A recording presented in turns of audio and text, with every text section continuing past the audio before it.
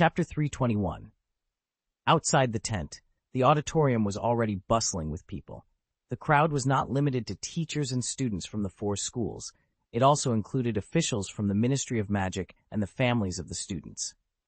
At the forefront of the auditorium sat the referee's seat, a row of elevated golden chairs. The 3 principals, Ethan and Crouch, were all seated there, with a space left vacant for Ludo Bagman. From a distance, these individuals resembled the esteemed mentors of a grand music talent show. 10 minutes later, Ludo Bagman made his entrance onto the field and took his place on the golden chair. As the commentator for the day's event, he began to outline the rules of the game to the audience. Upon hearing that 6 champions would be facing off against 3 fire dragons simultaneously, the crowd gasped in astonishment. The thought was thrilling, indeed, but the prospect of 3 fire dragons causing havoc at the same time raised concerns. Could the Ministry of Magic ensure control over such a situation? Amidst the audience's apprehension, Ludo proudly announced, "For this competition, we are honored to have with us colleagues from the Department for the Regulation and Control of Magical Creatures, including the Director of the Wild Office, a renowned dragon trainer, and the industry's Queen of Fire Dragons, Miss Catlana Presto." As he concluded his introduction, a beautiful woman in splendid attire stood up from the staff area beside the venue and greeted the audience with a wave. Miss Presto once vanquished the largest black dragon in recorded history. Ludo boasted of Catrana's accomplishments. Furthermore, she was responsible for the mascot of the Yin Kingdom team during the World Cup. All of the team's successful mascot performances can be attributed to Miss Catlana. This mention of the World Cup resonated with the audience, as many were familiar with her work, thus enhancing Miss Presto's fame. Ludo's mention of the World Cup served as a segue into discussing the recent tournament, noting the serendipity of having players and referees from the final sitting together. It was indeed a remarkable coincidence. Ludo then spent the next 3 minutes extolling Ethan's contributions, concluding with, "Mr. Ethan Green was instrumental in the preparations for the Tri-Wizard tournament, providing us with thrilling competition events and an unprecedented live broadcast system." He elaborated on Ethan's use of advanced alchemy to create small flying devices resembling eyeballs, capable of capturing every hidden corner or closely following the champions to record their performances. Thanks to Mr. Green's illusion playback system designed specifically for competitions, any exciting moment can be displayed before the audience's eyes, with various replays ensuring no detail is missed, Ludo explained. As he finished, a large phantom image appeared in front of each section of the auditorium, showing the champions nervously preparing in the tent, a scene usually hidden from the audience's view. This revelation was met with awe. It's a pity this technology wasn't available for the World Cup. The Quidditch matches would have been even more thrilling, someone remarked after Ludo's brief promotion of Ethan's live broadcast system. Returning to the matter at hand, Ludo said, "Before the game begins, everyone is eagerly anticipating who will emerge as the champion." Remaining professional, Ludo added, "But first, let's consider some historical data for context.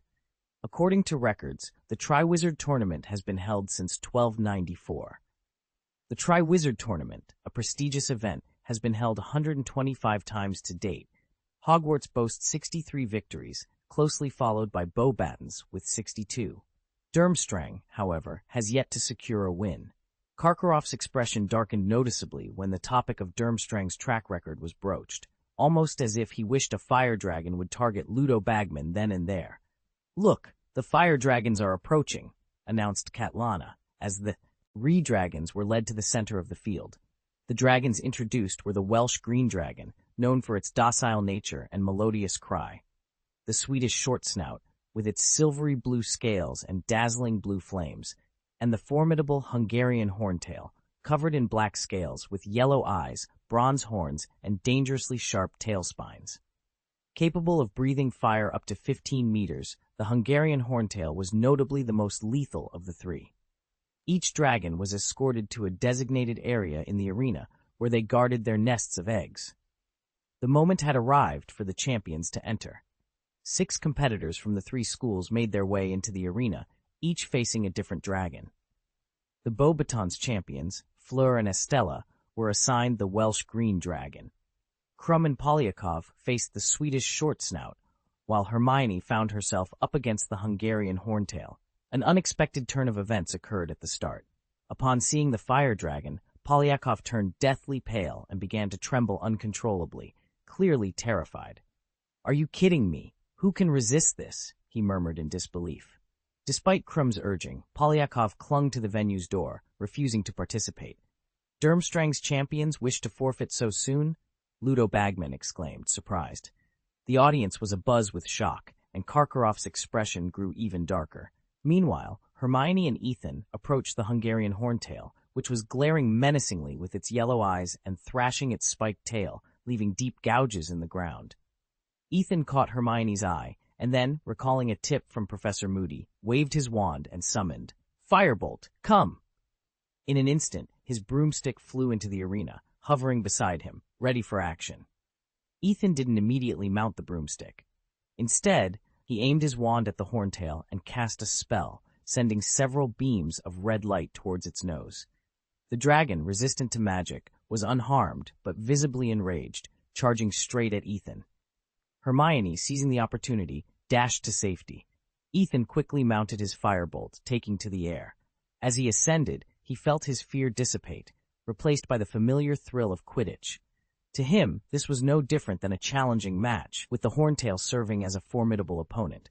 Ethan skillfully maneuvered the firebolt, ascending higher and faster, with the Horntail in hot pursuit. "Beautifully executed diversion," Ludo Bagman praised, admiring Ethan's strategy to draw the dragon away. Loudly, the commentator exclaimed, "The Hogwarts warriors executed exquisite coordination, fully leveraging the aggressive nature of the Hungarian Horntail dragon. Harry rode a broomstick to draw it away. Did you see that? Krum, he flies exceptionally well." Of course, Krum had witnessed the scene, and his expression darkened further. After dealing with an unreliable teammate, he realized he had made a significant oversight.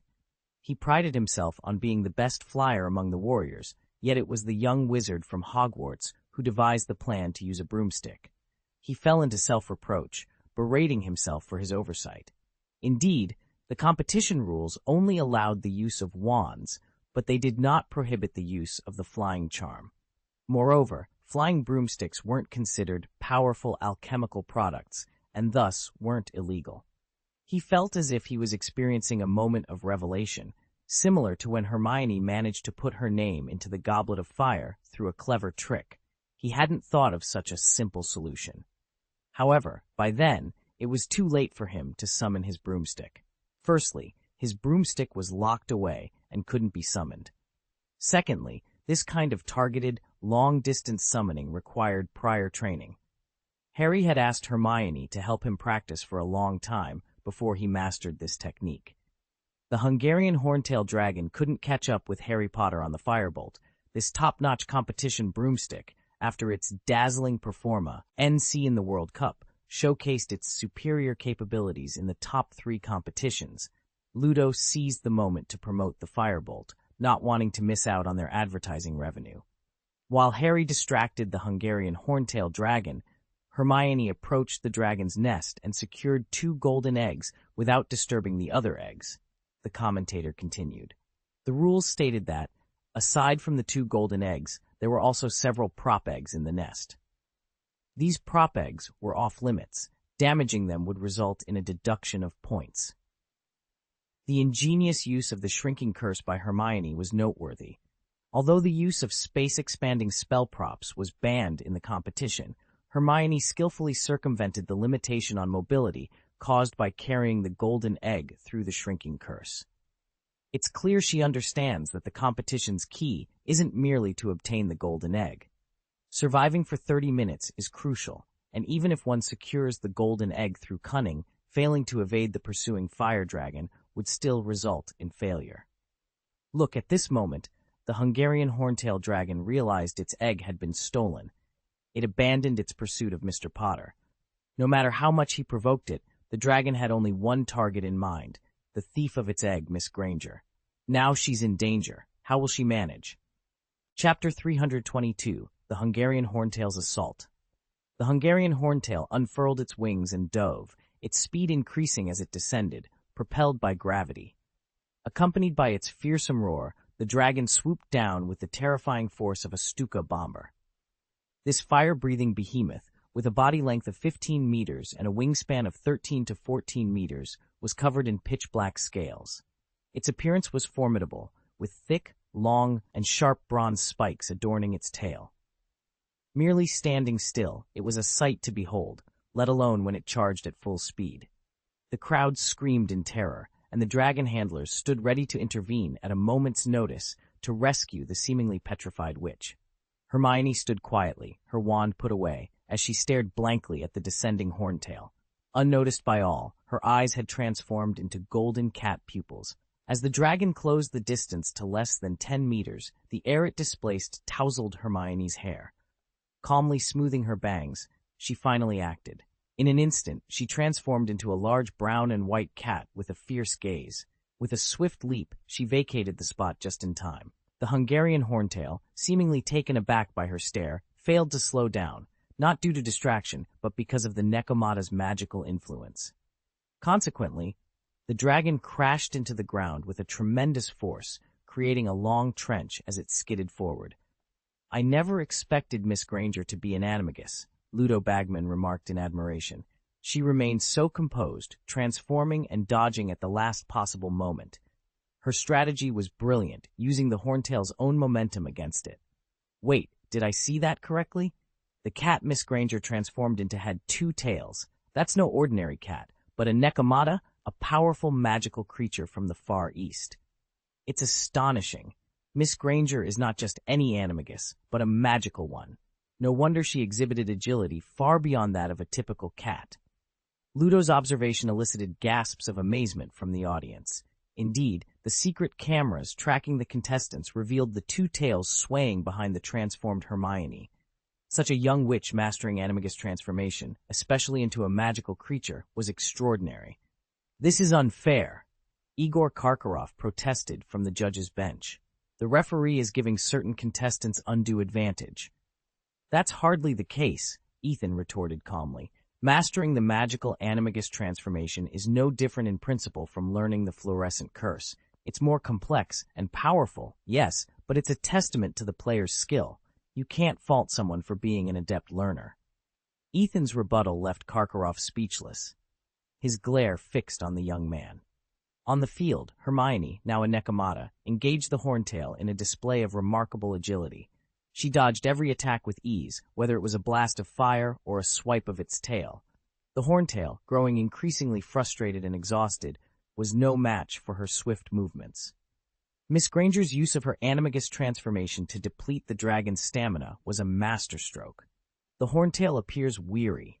With her agility and strategic thinking, she has managed to outmaneuver the formidable beast. Seeing Hermione's actions, Ludo couldn't help but exclaim. As the Hungarian horntail dragon's attack slowed, Hermione, instead of retreating, boldly leaped behind the fire-breathing beast.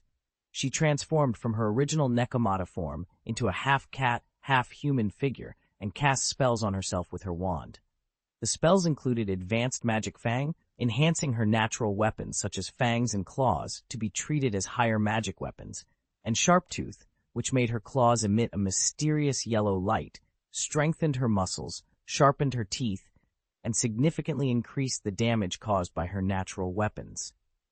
Hermione's claws and fangs shone with a magical aura as she landed gracefully on the back of the horntail dragon, reminiscent of a skilled acrobat. She then swung her sharp claws, slicing through the dragon's scales effortlessly and causing blood to spatter. Her ferocious fighting style was reminiscent of Cyrilla's, causing an uproar among the audience. They were not only astonished by her unique half-cat, half-human animagus transformation, but also by her unconventional method of combat. "Why has Miss Granger transformed in such a manner? She resembles a werewolf in combat, though her transformation is not into a wolf but a Nekomata," Ludo mused, soon receiving his answer. According to information from the referee's seat, this is a technique known as partial animagus transformation, allowing an animagus to partially transform. The inventor of this technique is also the wizard who is currently the most proficient in animagus transformations. Mr. Ethan Green. Hermione's decision, though seemingly reckless, was strategically sound. The Hungarian horntail dragon's breath was its most dangerous weapon. Only the truly powerful, such as Dumbledore, Voldemort, and Ethan, would dare to engage it in long-range combat. By closing the distance, Hermione exploited the dragon's lack of agility due to its massive size. Moreover, relying solely on magic to defeat the horntail dragon was impractical, as Hermione's magical power was insufficient to overcome its magical resistance. Instead, by enhancing her physical abilities, she could inflict more damage through melee combat. Hermione moved with incredible agility, leaping across the dragon's back. No matter how it rolled, struggled, or flapped its wings, she always managed to land strategically, leaving trails of blood with her enhanced claws. Each mark, though not deep, accumulated quickly, covering the dragon in wounds. Despite being injured by the dragon's stinging tail, Hermione remained undeterred. She healed her wounds slightly with her wand before attacking again. Eventually, the horntail dragon, realizing the threat posed by this formidable opponent, roared and took to the sky, twisting and breathing flames in an attempt to dislodge her. However, Hermione refused to yield. She extended her claws, digging them deeper into the dragon's flesh, anchoring herself firmly despite the beast's efforts to shake her off. Blood flowed from the wounds as she maintained her grip, determined not to let go. Ethan felt himself growing weaker and weaker. Eventually, he could no longer withstand the constant onslaught and collapsed, hitting the ground with a loud crash. Dust billowed around him, forming circles that emanated from where he lay. The audience fell into a stunned silence, and Ludo Bagman's mouth hung open, momentarily forgetting his commentary. The referee made no move to intervene, equally captivated by the scene, their faces a mix of shock and exhilaration. Amidst the chaos, Ethan alone remained composed. He calmly poured himself a glass of fruit wine and raised it in the direction of the fire dragon, toasting to Hermione's victory as if he were merely an observer enjoying the spectacle. Chapter 323. Under the spotlight, Hermione faced a Hungarian horntail dragon alone. She began a thrilling duel with the horntail, ultimately achieving a near-fatal outcome. This scene left the audience in shock, their eyes wide with disbelief. It was the first time Hermione had publicly displayed her true strength. Those young wizards who had previously doubted her capabilities were now awakened to the reality. They realized that the Goblet of Fire's choice was indeed correct. Hermione, known for her excellent grades rather than her show of strength, had kept her true power hidden. It was widely acknowledged that among the young wizards at Hogwarts, her wisdom and magical proficiency were only surpassed by Ethan Green. However, the notion that she possessed the strength to slay dragons seemed far-fetched to many. Among the spells she had mastered, few were capable of penetrating dragon scales to inflict serious damage. The reason Hermione was able to harm the fire dragon was due to her animagus transformation skill. As a magical creature, the Nekomata's minion's attack contained curse power, capable of damaging the fire dragon's skin. Coupled with magical blessings, this allowed her to pose a threat to the fire dragon. Under Ethan's meticulous guidance, Hermione's combat skills, magical knowledge, and psychological resilience had all reached a high level. The only limitation was her magical power. Being an underage wizard, even with the aid of attribute elixirs, her magical power had not yet peaked, leaving her lacking the strength to overcome the fire dragon's magical resistance. This restricted her combat effectiveness, but she was still far beyond an ordinary young wizard or even a normal adult wizard. As the audience witnessed this scene, they stood up excitedly, eager to see more clearly whether Hermione could indeed slay the fire dragon. However, the outcome was unexpected. The fire dragon's vitality was much stronger than anticipated. Unless its aorta was severed, the blood loss would not be fatal immediately. Nonetheless, the numerous small wounds inflicted significant pain on the horntail, causing it to roll on the ground and emit a shocking roar. After regaining some strength, the horntail took to the skies again, attempting to dislodge the small bug on its back. Mid-flight, Hermione seized the opportunity to leap onto the dragon's right wing and viciously grabbed the wing membrane. The fire dragon's wing membrane, being relatively fragile compared to its thick back, was easily torn, resulting in several long gashes. The horntail let out a cry of pain and could no longer maintain flight. At that moment, the Swedish short snout was directly in the path of the horntail's erratic flight. The audience witnessed an astonishing scene as the horntail, like a crashing plane, veered towards the Swedish short snout. Having lost his teammates, Crumb was left to battle the Swedish short snout alone. He attempted to use the eye spell to blind the dragon and seize the opportunity to steal the golden egg. With one eye of the Swedish short snout rendered blind, Crumb maneuvered into its blind spot to avoid the enraged dragon's attacks. Suddenly, a roar from above caught everyone's attention. Crumb and Polyakov looked up, stunned to see the Hungarian horntail soaring across the sky. The Swedish short snout on the ground also sensed something amiss. Ethan's plan had gone awry. The dragon, disoriented by its impaired vision, attempted to take flight to evade the incoming horntail dragon. However, its compromised abilities led to a collision with the horntail. The impact of their clash sent tremors through the ground, creating a spiderweb pattern of cracks.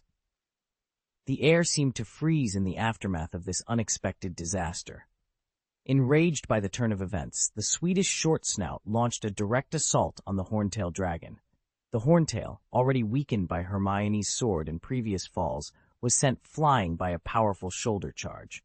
It was only then that it realized the nuisance on its back was gone, which only fueled its ferocity, leading to a vicious exchange of bites with the Swedish short snout.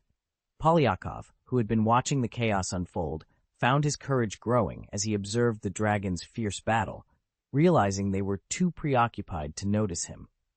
Seizing the moment, he dashed towards the dragon's nest, thinking it the perfect opportunity to claim the golden eggs. Upon reaching the nest, he spotted 2 golden eggs, but halted when a figure dashed past him. A half-human, half-cat Hermione, covered in dragon blood, stood before him. She wiped the blood from her face, collected the eggs, and prepared to leave. Polyakov, mustering all his courage, protested, claiming the eggs as his. Hermione, with a sly smile and no intention of relinquishing her prize, dismissed his claim and swiftly departed. Polyakov was left defeated, sitting on the ground, gasping for air. Crumb, arriving later, could only watch Hermione's departure in silence, realizing one of the stolen eggs was his. The battle between the dragons also impacted Fleur. Previously, she had used charm magic to hypnotize the Welsh green dragon, while Estella employed a disguise curse to steal the golden egg. This time, with Ethan's new competition rules allowing for cooperation, Fleur could focus solely on hypnosis, enhancing its effectiveness, while Estella's use of the phantom body curse was more effective than ever. Their plan was flawless, devoid of the surprises that marred the original timeline. However, the unforeseen clash between the Swedish short snout and the Hungarian horntail disrupted their scheme. As the dragons fought, moving in their direction, Estella, recognizing the danger, abandoned her attempt to secure the eggs and fled. Her decisiveness spared her from the Welsh green dragon's wrath, which, awakened from its trance by the commotion, began spewing dragon breath at Fleur. Estella's quick retreat saved her from what would have been a dire fate at the hands of the dragon. "Why did you come here at this time?" Furong exclaimed, her voice tinged with frustration. She had just realized that the green dragon had broken free from its hypnotic state. In a rush, she sought refuge behind a rock, but it was a moment too late. The dragon's fiery breath singed the edges of her clothing, forcing her to cast the Clear Spring Curse to extinguish the flames. Yet, the green dragon was relentless, determined to pursue Fleur. At that critical juncture, Hermione sprang into action. Having mastered both the Catman and Catgirl forms, she had specifically requested Ethan to teach her several spells to enhance her natural weapon combat skills, including the Magic Fang technique and Sharp Teeth technique. With these spells at her disposal, Hermione leaped forward and fiercely clawed at the green dragon's chin.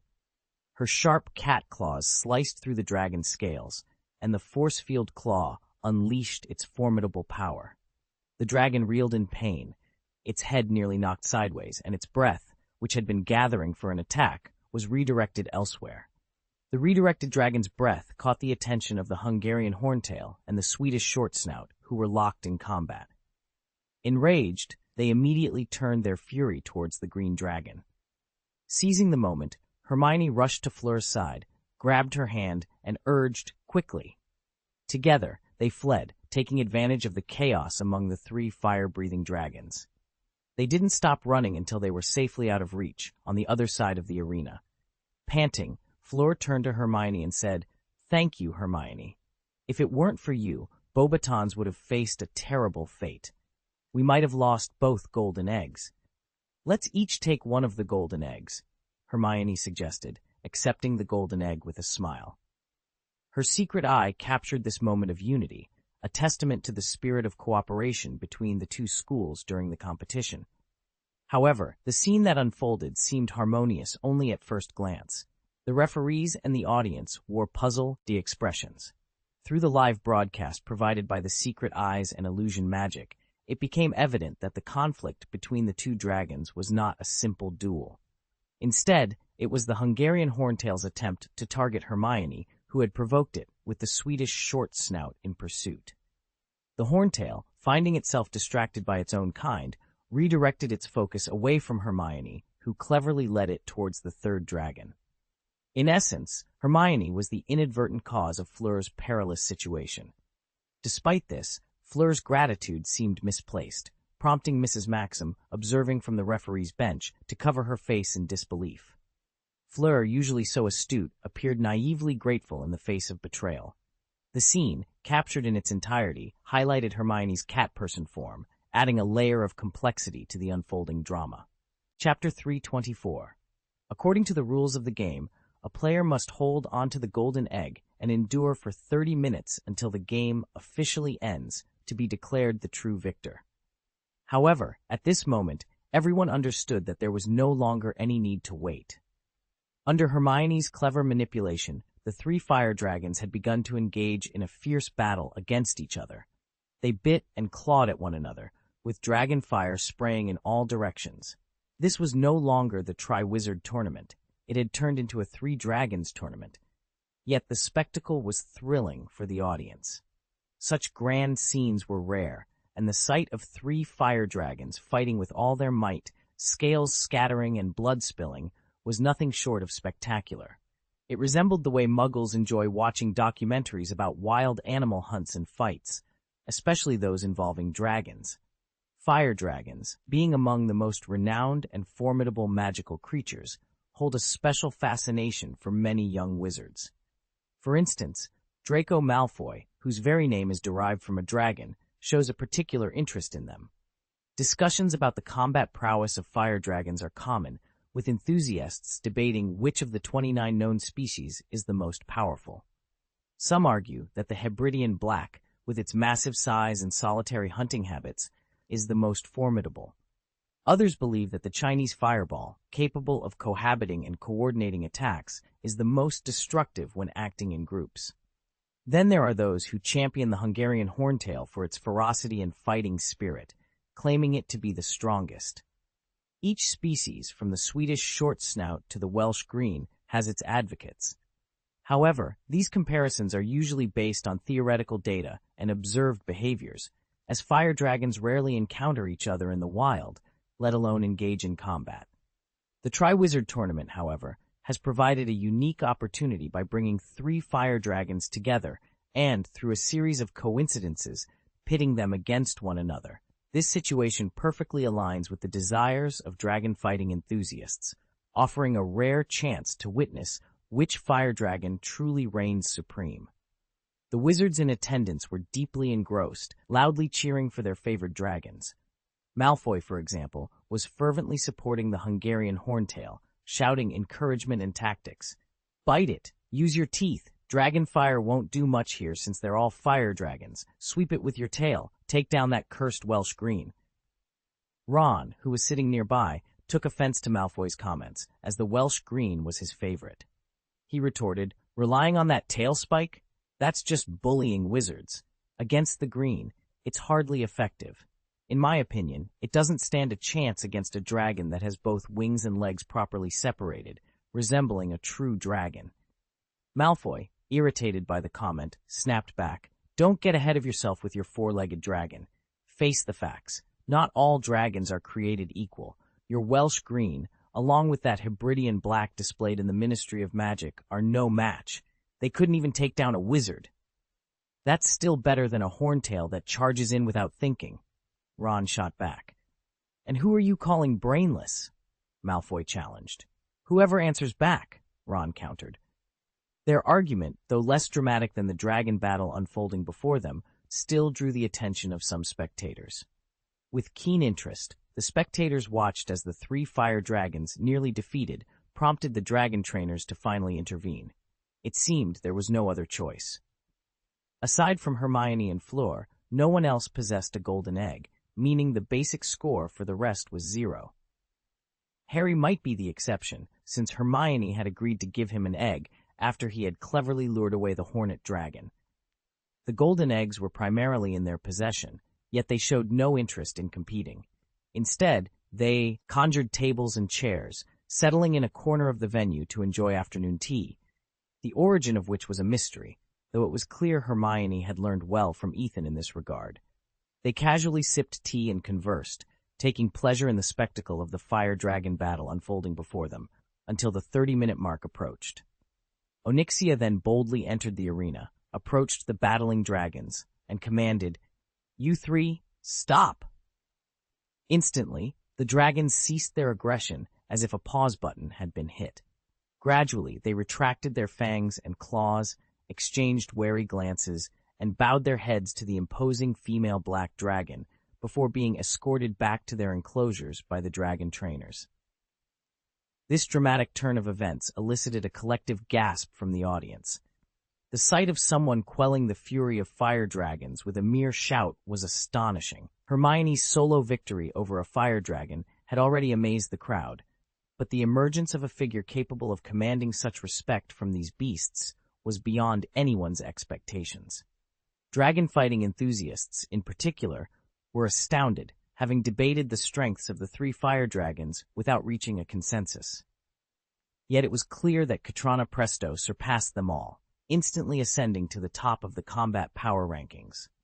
As the fire dragons were led away, the auditorium erupted in a cacophony of shouts, screams, claps, and cheers. On the commentary stage, Bagman announced the conclusion of the game time and the commencement of the scoring phase by 6 judges, the 3 school principals, Mr. Barty Crouch, Ethan Green, and the popular referee, Ludo Bagman himself. The final score for each competitor would be the average of the 6 scores, with the highest and lowest scores discarded for fairness, a rule initially proposed by Ethan, despite Karkaroff's strong objections. This method aimed to prevent biased scoring, a concern particularly directed at Karkaroff.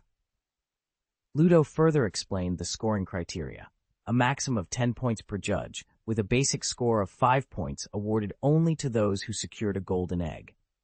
Competitors without a golden egg would score less than 5 points. Additionally, each extra golden egg earned a competitor 2 bonus points. With 4 golden eggs, Hermione stood to gain a significant advantage, receiving an additional 6 points on top of her base score. The audience of young wizards and witches waited anxiously for the competition results as the scoring commenced, with all eyes on Hermione, the remarkable Cat Girl. Chapter 325, The Scores Are In.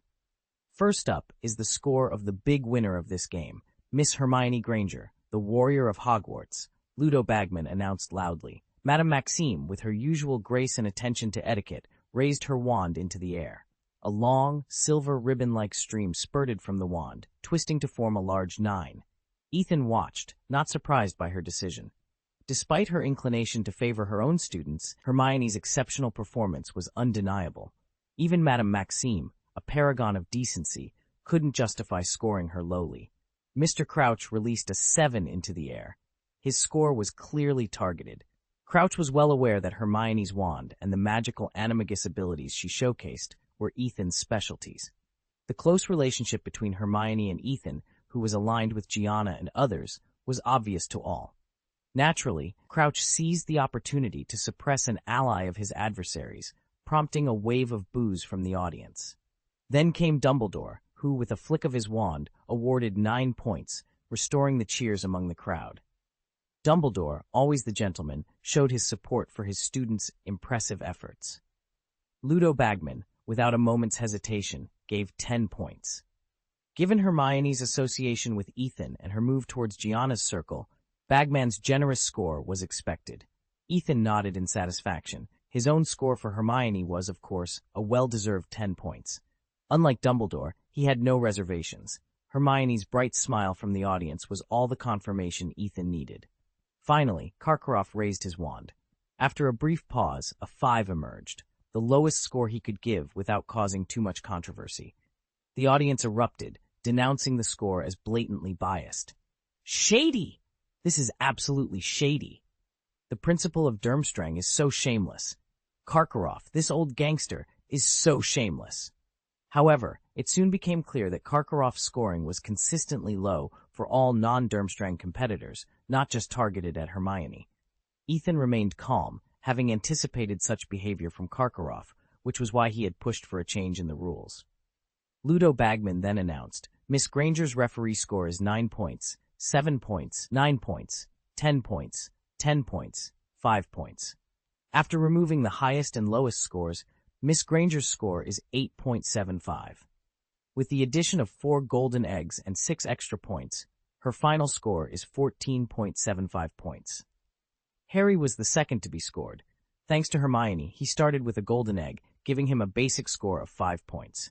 However, his performance, aside from aiding Hermione in the beginning and distracting the Horntail dragon, was unremarkable. As expected, Karkaroff gave him 5 points, prompting an outcry from the young wizards of Hogwarts.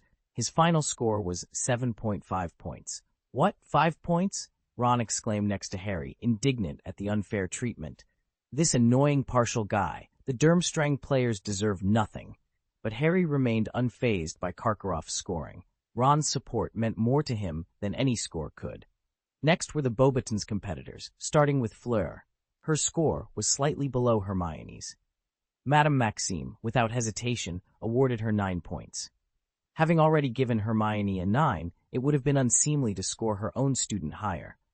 Ethan also gave Fleur 9 points, eliciting boos from those who speculated he was enchanted by the half-vila. The other judges' scores ranged from 7 to 8 points, with Karkaroff, as usual, giving the lowest score of 5. Fleur's score was 7.75. None of the remaining 3 contestants managed to secure the golden egg, resulting in their scores being less than 5 points each. The first among them was Beauxbaton's second contestant, Estella. She cleverly used the disguise charm to attempt stealing eggs while Fleur was distracting the fire dragon, earning a respectable score of 3.5 points for her performance. Then came Victor Krum from Durmstrang, who nearly succeeded in obtaining the goal, den egg, by using the eye spell. Unfortunately, his efforts were thwarted by the Hungarian horntail dragon, drawn by Hermione's interference. Karkaroff, showing blatant favoritism, awarded low marks to competitors from other schools, but gave Krum 5 points, hinting he would have scored even higher had he secured the golden egg. However, Krum's hopes were dashed, especially after Ethan's intervention. Upon seeing a 0 emerge from Ethan's wand, Karkaroff was incensed. "Ethan Green, don't you think this is excessive?" he challenged. Too much? So, you realize that? Based on your previous scores, I thought you were unaware, Ethan retorted, feigning innocence. This exchange pleased both Dumbledore and Maxim, who appreciated Ethan's boldness, something their positions restrained them from displaying. Karkaroff's notion of excessive was further challenged as Madame Maxime and Ludo Bagman awarded Krum 1 point each, while Dumbledore, maintaining his impartiality, gave 2 points. Crouch was slightly more generous with 3 points, leaving Krum with a final score of 1.75. Krum's disappointment was palpable, especially after being publicly criticized by the judges. Polyakov, the last contestant, received a unanimous score of 0 from the judges due to his decision to forfeit the game from the outset. His passive stance, especially after Hermione boldly secured 2 golden eggs right before his eyes, left him silently fuming. With the scoring complete, Hermione led the rankings with an impressive 10.75 points, thanks to her acquisition of 4 golden eggs. Fleur followed with 7.75 points, and Harry was close behind with 7.5 points. Estella, despite her efforts, placed 4th with 3.5 points, significantly impacted by Hermione's strategic dominance. Krum, once a favored contender, ended with a mere 1.75 points, and Polyakov trailed at the bottom with 0 points. Ethan's design for the competition promoted fairness, blending competition with cooperation. All contestants faced the same 3 dragons, ensuring an even playing field. Yet the final scores revealed a surprising disparity, with a vast 14.75-point gap between the first and last places, a gap far exceeding the maximum possible score of 10 points. The score distribution highlighted a stark contrast between Hogwarts and Durmstrang, reminiscent of the difference in prestige between Harvard University and a lesser-known institution. Moreover, Hermione's victory bolstered her popularity at Hogwarts, where she was already esteemed as the second-in-command of the Erudite Society and its board chairman. Her achievements in the competition further solidified her reputation among her peers. Ethan's involvement with the Erudite Society significantly contributed to its resurgence in popularity, leading to a new wave of recruits. This development, however, would unfold in the future. The image depicted Hermione as a cat girl. Update on 5 Force. Additional update on 6296. I kindly request your support through custom orders, flowers, monthly votes, comments, and rewards. If you have votes to spare, please consider directing them my way. Your support is incredibly valuable and greatly appreciated. Chapter 3 and 26. After the game. After the game, all participants were summoned back to the tent by Ludo Bagman. Upon entering, Ethan was taken aback to see Hermione covered in blood. Concerned, he asked, "Are you okay, Miss Granger? Do you need to see a doctor first?" "There's no need," Hermione replied, shaking her head. "It's just the blood of the fire dragon. Unlike real dragons, bathing in the blood of a fire dragon doesn't change a person," she explained, relieving Ethan's worries. "That's good to hear," he responded, turning to address the others. Ludo Bagman, looking very pleased as if he had just triumphantly faced a dragon himself, commended everyone. "Well done to all of you," he exclaimed. "I only have a few words to say. The Triwizard Tournament consists of 4 events. The second event will commence at 9:30 a.m. on January 7th next year. Until then, you have ample time to rest, but do ponder over a few questions. Also, Miss Granger, could you please hand over the 3 extra golden eggs? They won't be of any use to you. Thank you." Ludo collected the extra golden eggs and distributed them to the competitors who lacked one. If you examine the golden eggs in your possession, you'll notice they can be opened. See the seam there? You must decipher the clues within the egg. They will reveal what the second event entails, allowing you to prepare. Is everything clear? Any questions?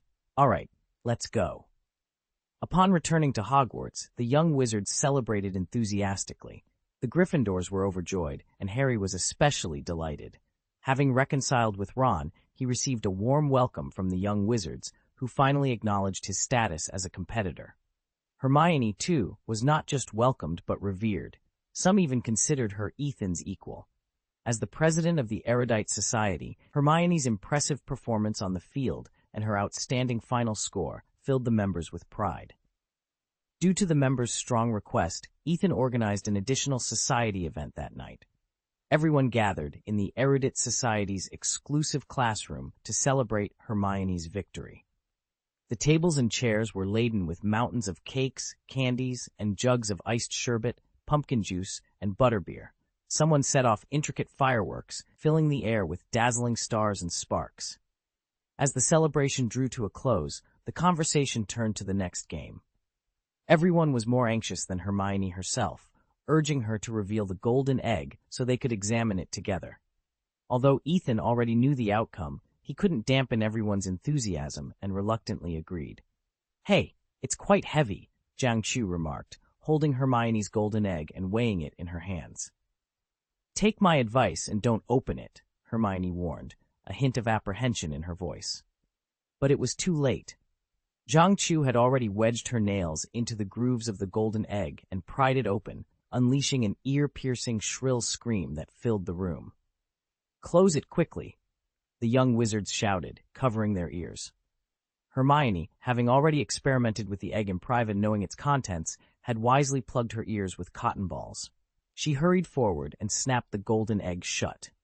Jiang Chu, who was closest to the egg, was most affected but recovered quickly thanks to her enhanced resilience from permanent elixirs.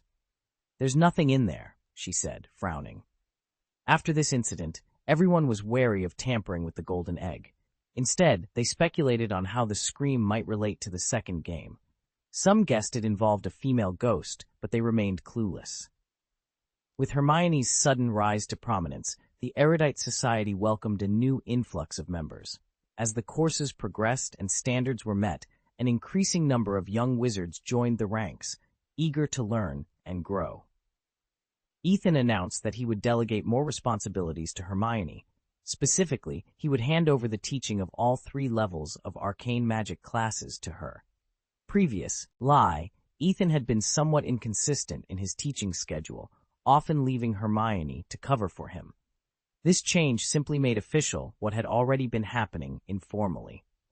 With Hermione's proven teaching abilities and the endorsement from their recent achievements, no one objected to her new role. Consequently, Ethan would only need to occasionally provide Hermione with information and make brief appearances, thus freeing him from the day-to-day management of the Erudite Society. Hermione, who had already been acting as an instructor for the arcane magic course, was delighted with this arrangement. She felt indebted to Ethan for all the knowledge and resources he had shared with her, including unique spells, valuable potions, and the secret of becoming an animagus. Recognizing the value of these gifts, Hermione was eager to contribute to Ethan's efforts in any way she could, even if it meant taking on more teaching responsibilities. As November arrived at Hogwarts, it brought with it high winds and sleet, making the warm fires and thick walls of the castle all the more inviting.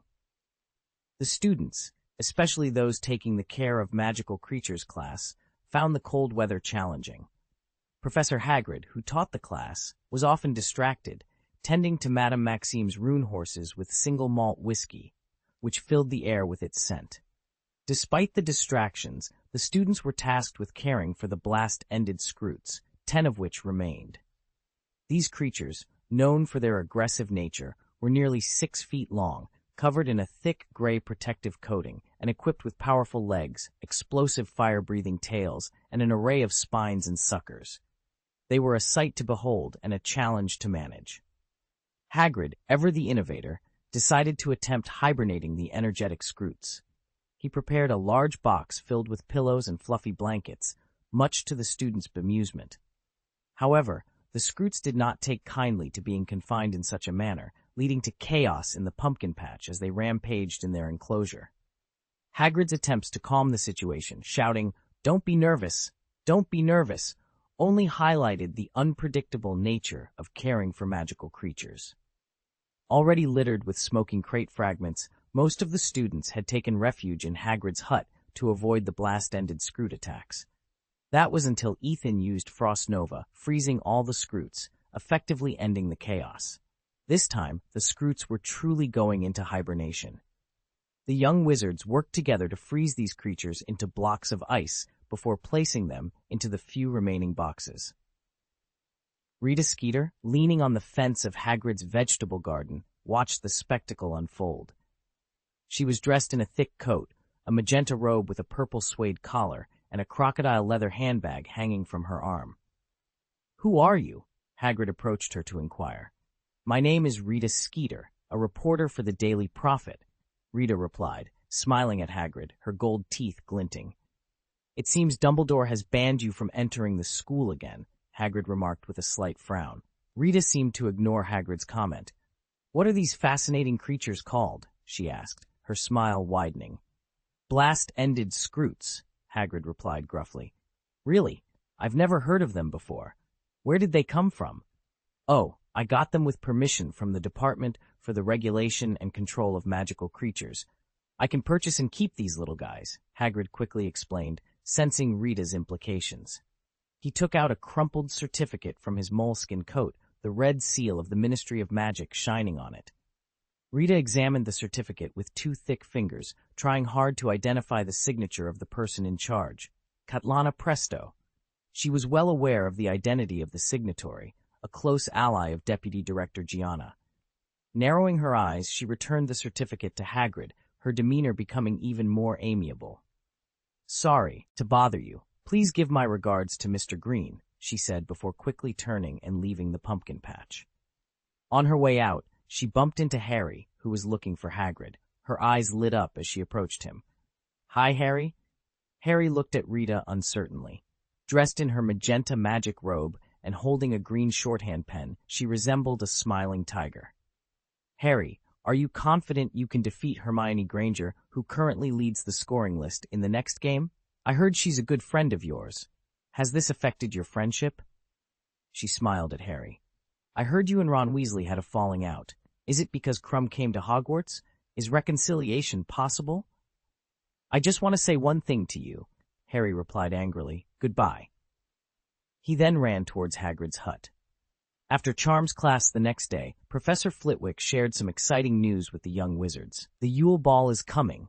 It's a traditional part of the Triwizard Tournament and a great opportunity for us to socialize with foreign guests. The ball is open to students in the 4th year and above, but younger students can be invited as guests." The announcement stirred excitement among the students. Lisa Dupin chuckled, clearly looking forward to it. Padma Patil glanced at the boys in the class with a critical eye, seemingly unimpressed by her options.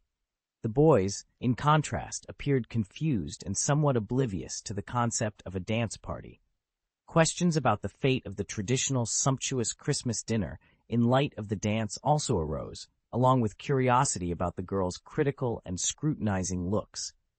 "Wear your formal robes," Professor Flitwick said with a smile. "The ball will be held in the Great Hall at 8 o'clock on Christmas Eve and will end at midnight." He then added, "And Ethan Green, Dumbledore asked me to remind you that as the referee of the game, you need to set an example for the ball with them and lead the dances in the first few dances." Ethan nodded, indicating that he understood. "It's great that the referee can lead the dance." Padma showed a longing look and glanced at Ethan secretly. In fact, it wasn't just her.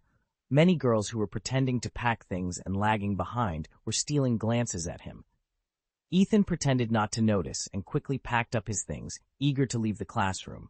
At that moment, Padma suddenly called out to him, "Ethan." "Well, what's wrong?" he asked. "No, nothing." Padma shook her head hurriedly.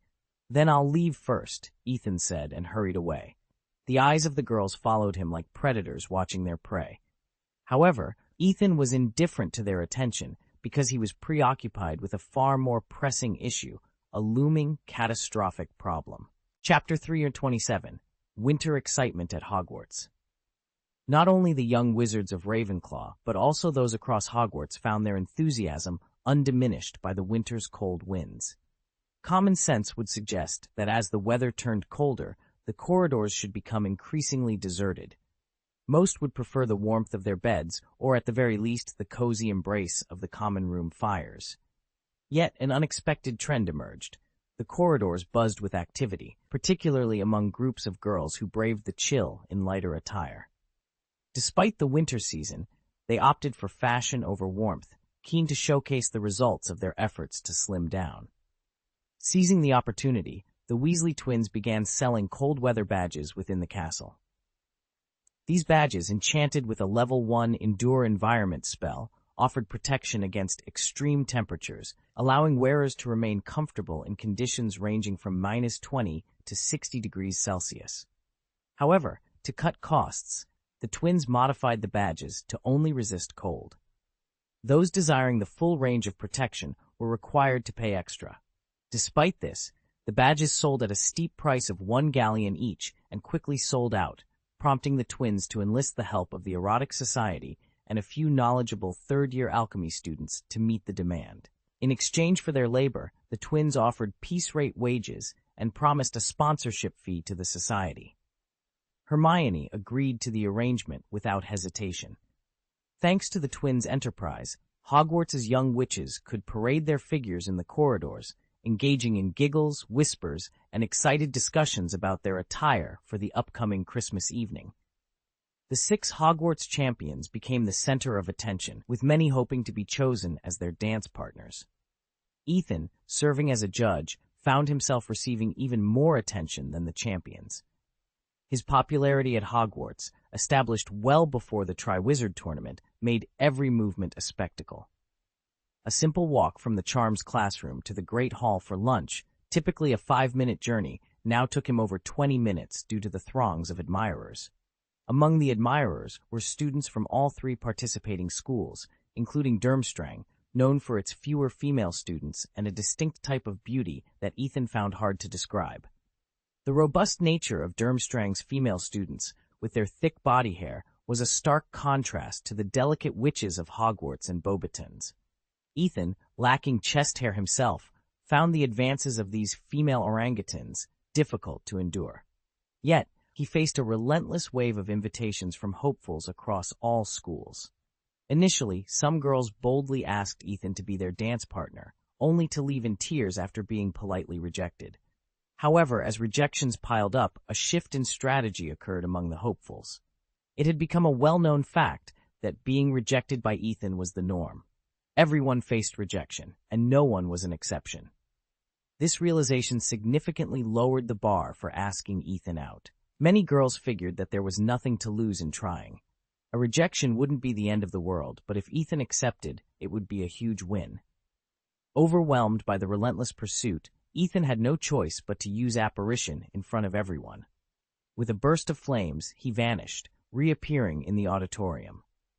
The auditorium was filled with many young witches who admired Ethan, but here their behavior was more restrained, largely because the professors were present. However, the professors themselves faced their own set of dilemmas regarding the dance, especially since it was associated with the Triwizard Tournament and they represented Hogwarts. The female professors, in particular, found themselves in a quandary over selecting a male partner. The issue wasn't pickiness. It was the sheer lack of suitable options among the male faculty. Professor Flitwick, for instance, was dismissed for his height, which made dancing with him awkward. Hagrid was considered too tall, and dancing with Professor Binns, a ghost, was impractical, as it would feel like dancing with air. Professor Moody was outright dangerous, as approaching him could result in being mistaken for a dark wizard. After much consideration, only 3 male staff members were deemed somewhat suitable. Severus Snape could pass for a normal person, assuming he washed his hair before the ball. Dumbledore was a respectable choice, albeit too old and frail for some.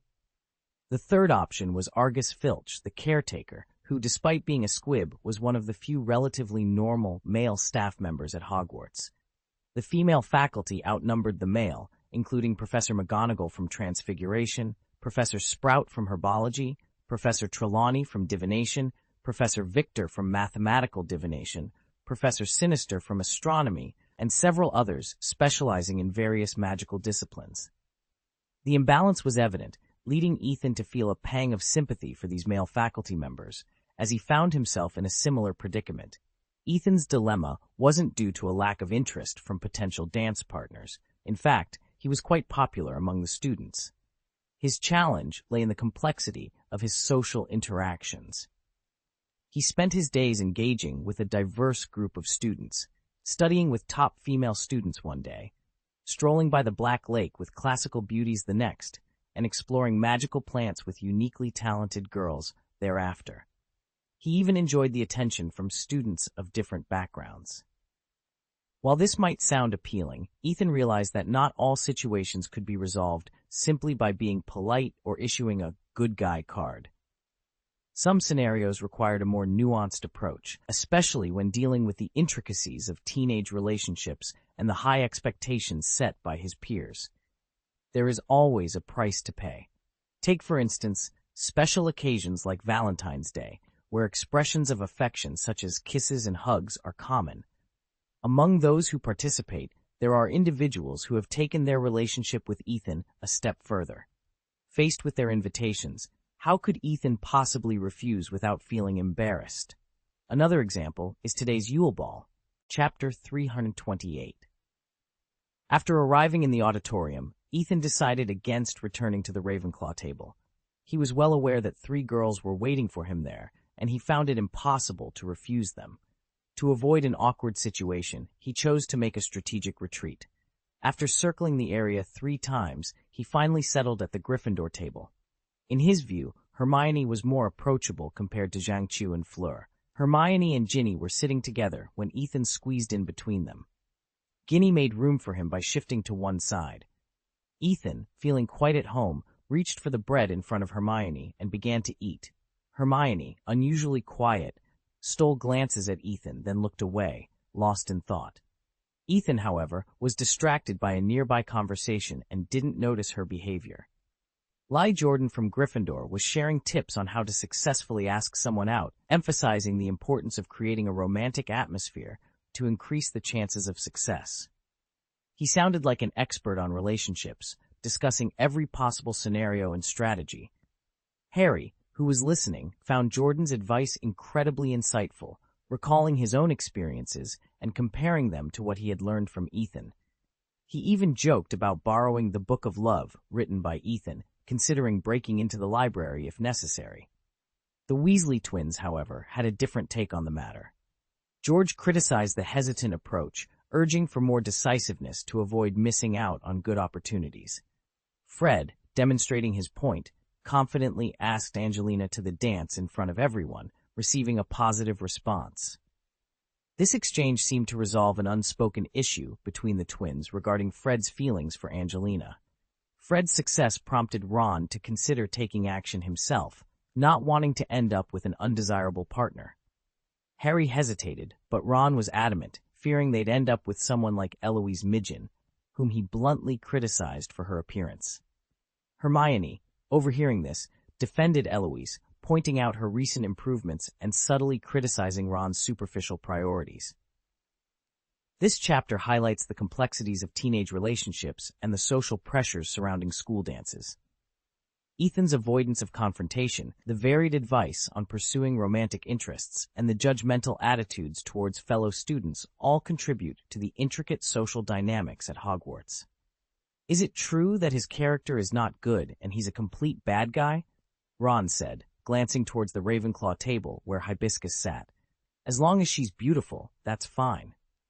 Is that really your perspective? Hermione seemed to be seeing Ron in a new light, her expression one of disgust. Then you're truly vile. You manage to lower my opinion of you every time. She added sarcastically, you could write a textbook on how girls can avoid making the same mistakes with people like you. Ron's face turned red as Hermione stood up and left the Great Hall with her head held high, not giving him another glance. Ginny, what's gotten into Hermione today? Ethan asked, puzzled. She seems really upset. Who provoked her? Who do you think? Ginny replied, a hint of helplessness in her voice. Besides you, who else could upset Hermione that much? What did I do? Ethan was genuinely confused. It might be best if you asked her yourself, Ginny suggested thoughtfully. All right, Ethan agreed, quickly finishing his lunch before standing up to leave. Ginny caught up to him. What's up, Ginny? Ethan turned to ask. Ginny, blushing and a bit embarrassed, hesitated before gathering the courage to speak. Well, I was wondering, could you dance with me at the Christmas party? Just one dance? Ethan was surprised by Ginny's request. As the youngest Weasley, Ginny had blossomed into a beauty with classic Western features. Red hair, blue eyes, a great figure, and a mix of enthusiasm, sincerity, and athletic talent. In any typical teen movie, she'd be the cheerleader, the kind often first to meet a tragic end in horror films. Do you want to be my dance partner too? Ethan asked, intrigued. Ginny shook her head. No, I don't have such grand hopes. Would you dance with me just once? Seeing Ginny's hopeful expression, Ethan nodded. Of course! Ginny hugged Ethan joyfully before skipping away. Watching her lively departure, Ethan smiled and then resumed his search for Hermione. Eventually, Ethan found Hermione in the study room within the tower. He peeked inside to see her sitting at a desk, intensely focused on her writing, mumbling to herself.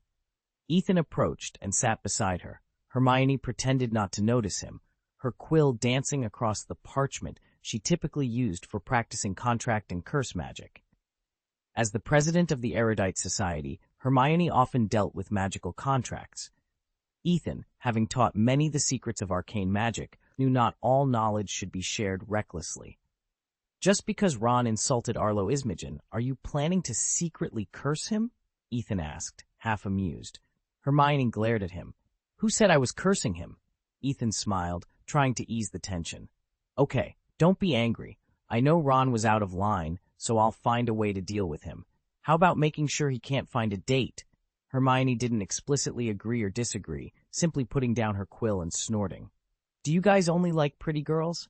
Do you think less of girls who aren't as attractive? Ethan met her gaze squarely. I don't. Don't lump me in with the rest. I'm not guilty of that. Innocent? Hermione lightly punched the table, her nose wrinkled in skepticism. What about Cyrilla, Zhangqiu, Luna, Astoria, and Fleur? Are any of the girls you know not beautiful? And let's not forget the many beautiful girls who've asked you to dances. Ethan could only sigh, recognizing the complexity of the situation and the perceptions it created.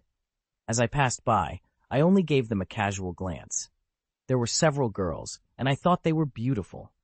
She asked with a hint of sourness, Are you being picky? Ethan sighed slightly, finally understanding that Ron's words held no significance for her anymore. She hadn't cared about Ron for quite some time.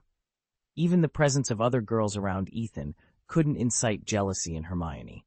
After all, they were all quite familiar with each other. If Hermione had been prone to jealousy, she would have shown it long ago. Previously, the witches who had surrounded Ethan were the focus of Hermione's irritation. Among all the competitors, Hermione, as the champion of Hogwarts and the first-place winner in the last tournament, was expected to be the lead dancer in the opening dance. Ethan smiled softly. You say that, but now I really am curious about these beautiful witches. What are their names? Hermione tried to appear indifferent, but her jealousy was barely concealed. She pressed the quill against the parchment with a bit more force, almost scratching it, as if to vent her frustration. Ethan leaned in, attempting to sneak a peek at the parchment. Hermione quickly shielded it with her hands, her face flushing as she protested, Don't look! You're not allowed! A smile played at the corner of Ethan's mouth as he teased. Is it written there that Ethan is a big bad guy? I thought you'd go further, calling me a flirtatious cad or something. Hermione lay her head on the table in exasperation, lifting it only to glare at him. You are such a playboy.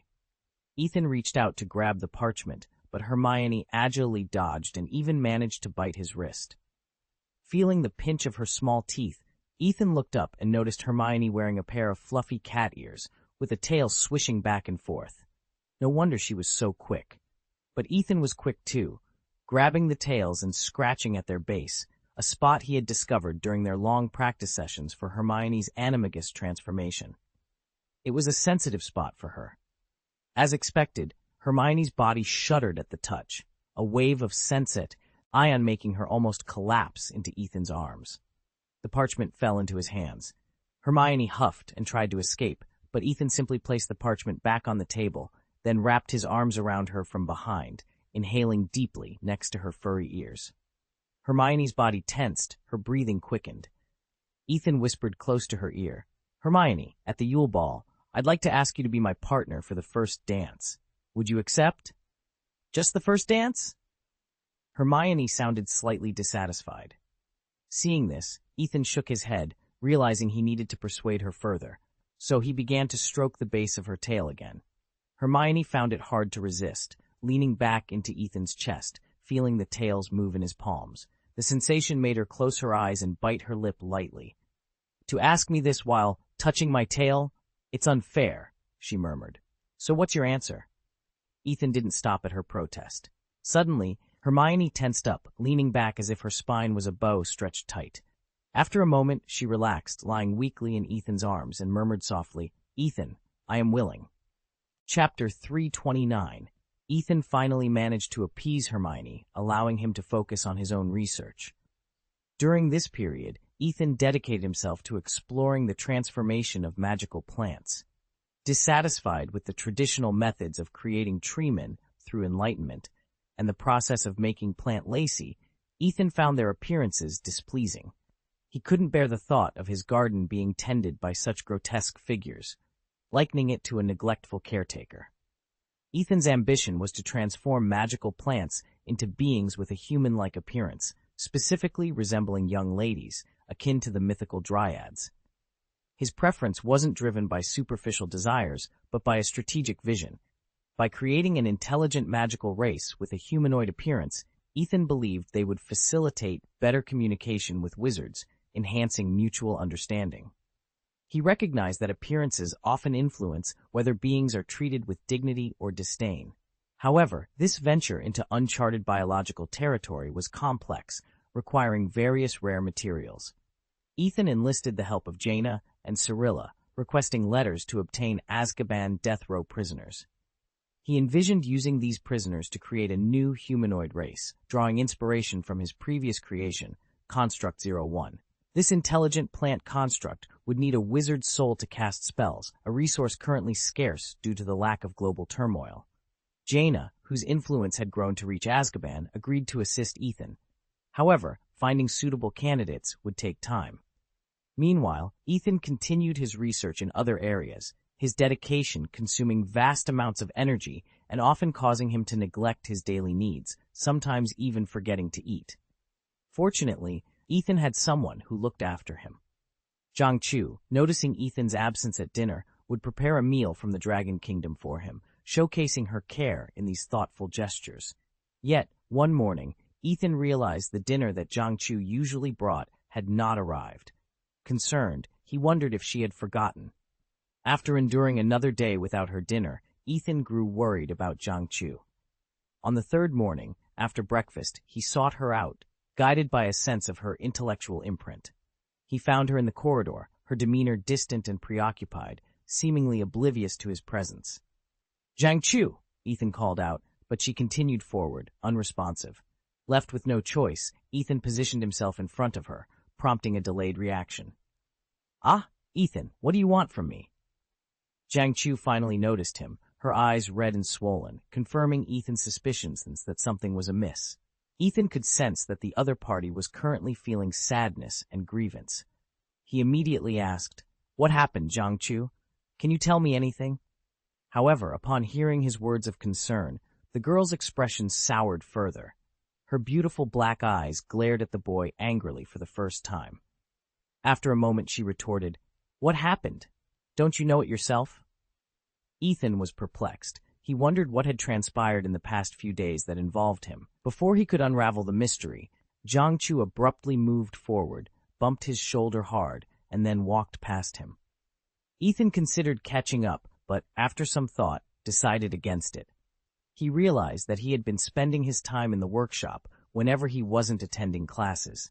He was out of touch with the current happenings at Hogwarts, and attempting to catch up now might exacerbate the situation. His first priority was to understand what had happened to Zhang Chu.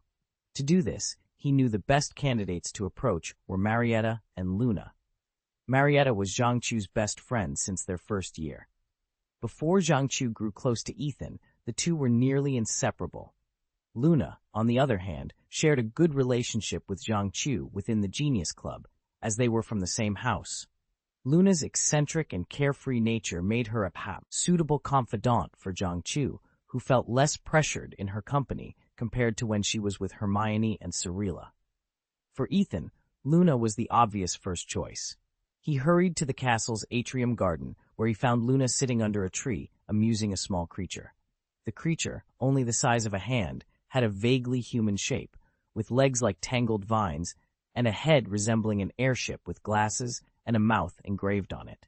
It was the first generation of Ethan's creation, Lacey the airship. Upon hearing footsteps, Luna looked up and saw Ethan approaching.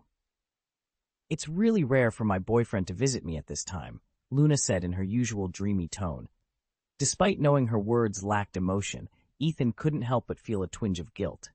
"Sorry, Luna, I've been too engrossed in my research these past few days." "You know how it is," Ethan began, apologizing. "That's okay. I understand." Luna interrupted, accepting his explanation before he could finish.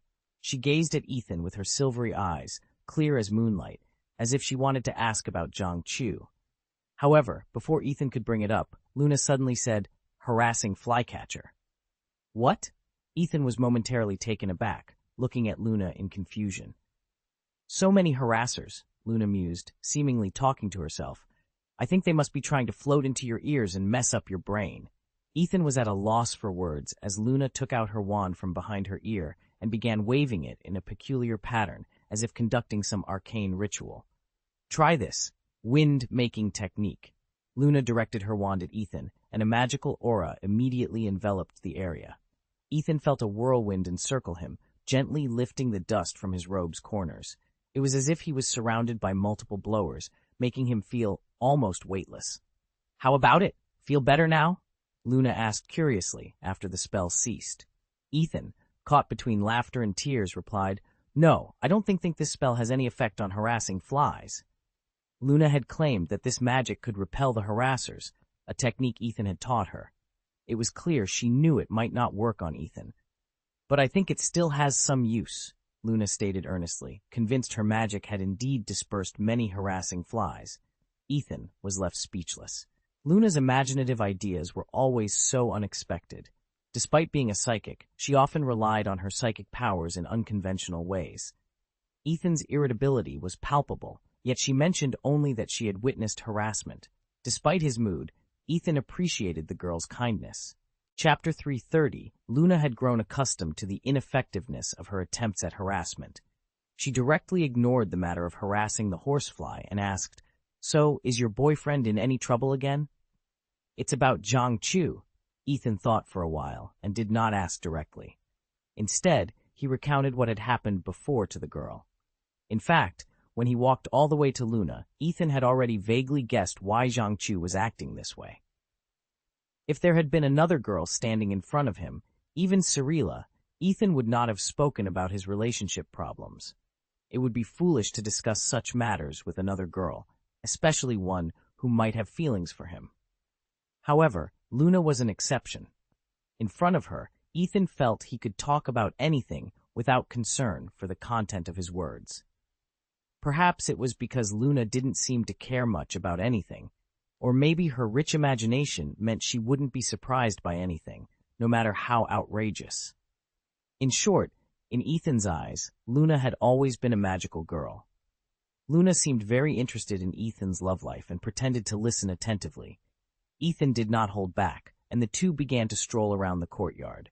As they walked, Ethan briefly explained the causes and consequences of Zhang Chu's failure to deliver the meal, including his own guesses.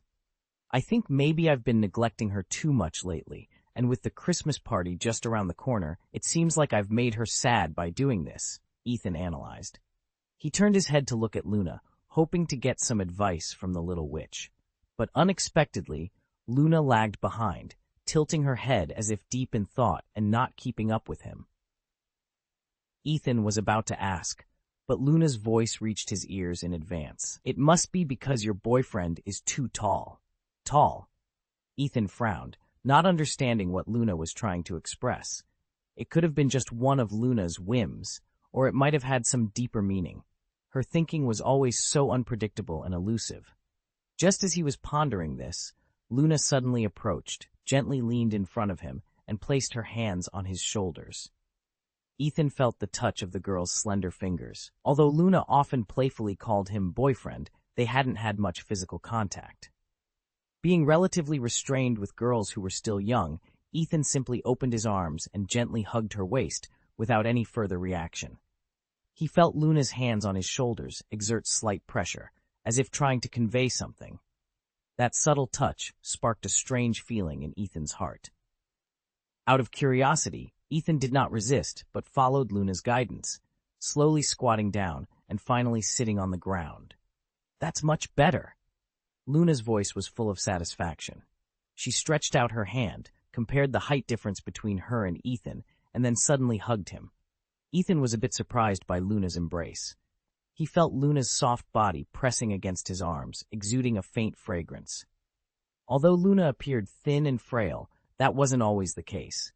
In the courtyard, 2 small lotuses grew on the calm lake in early summer. The petals were small, but their growth was astonishing.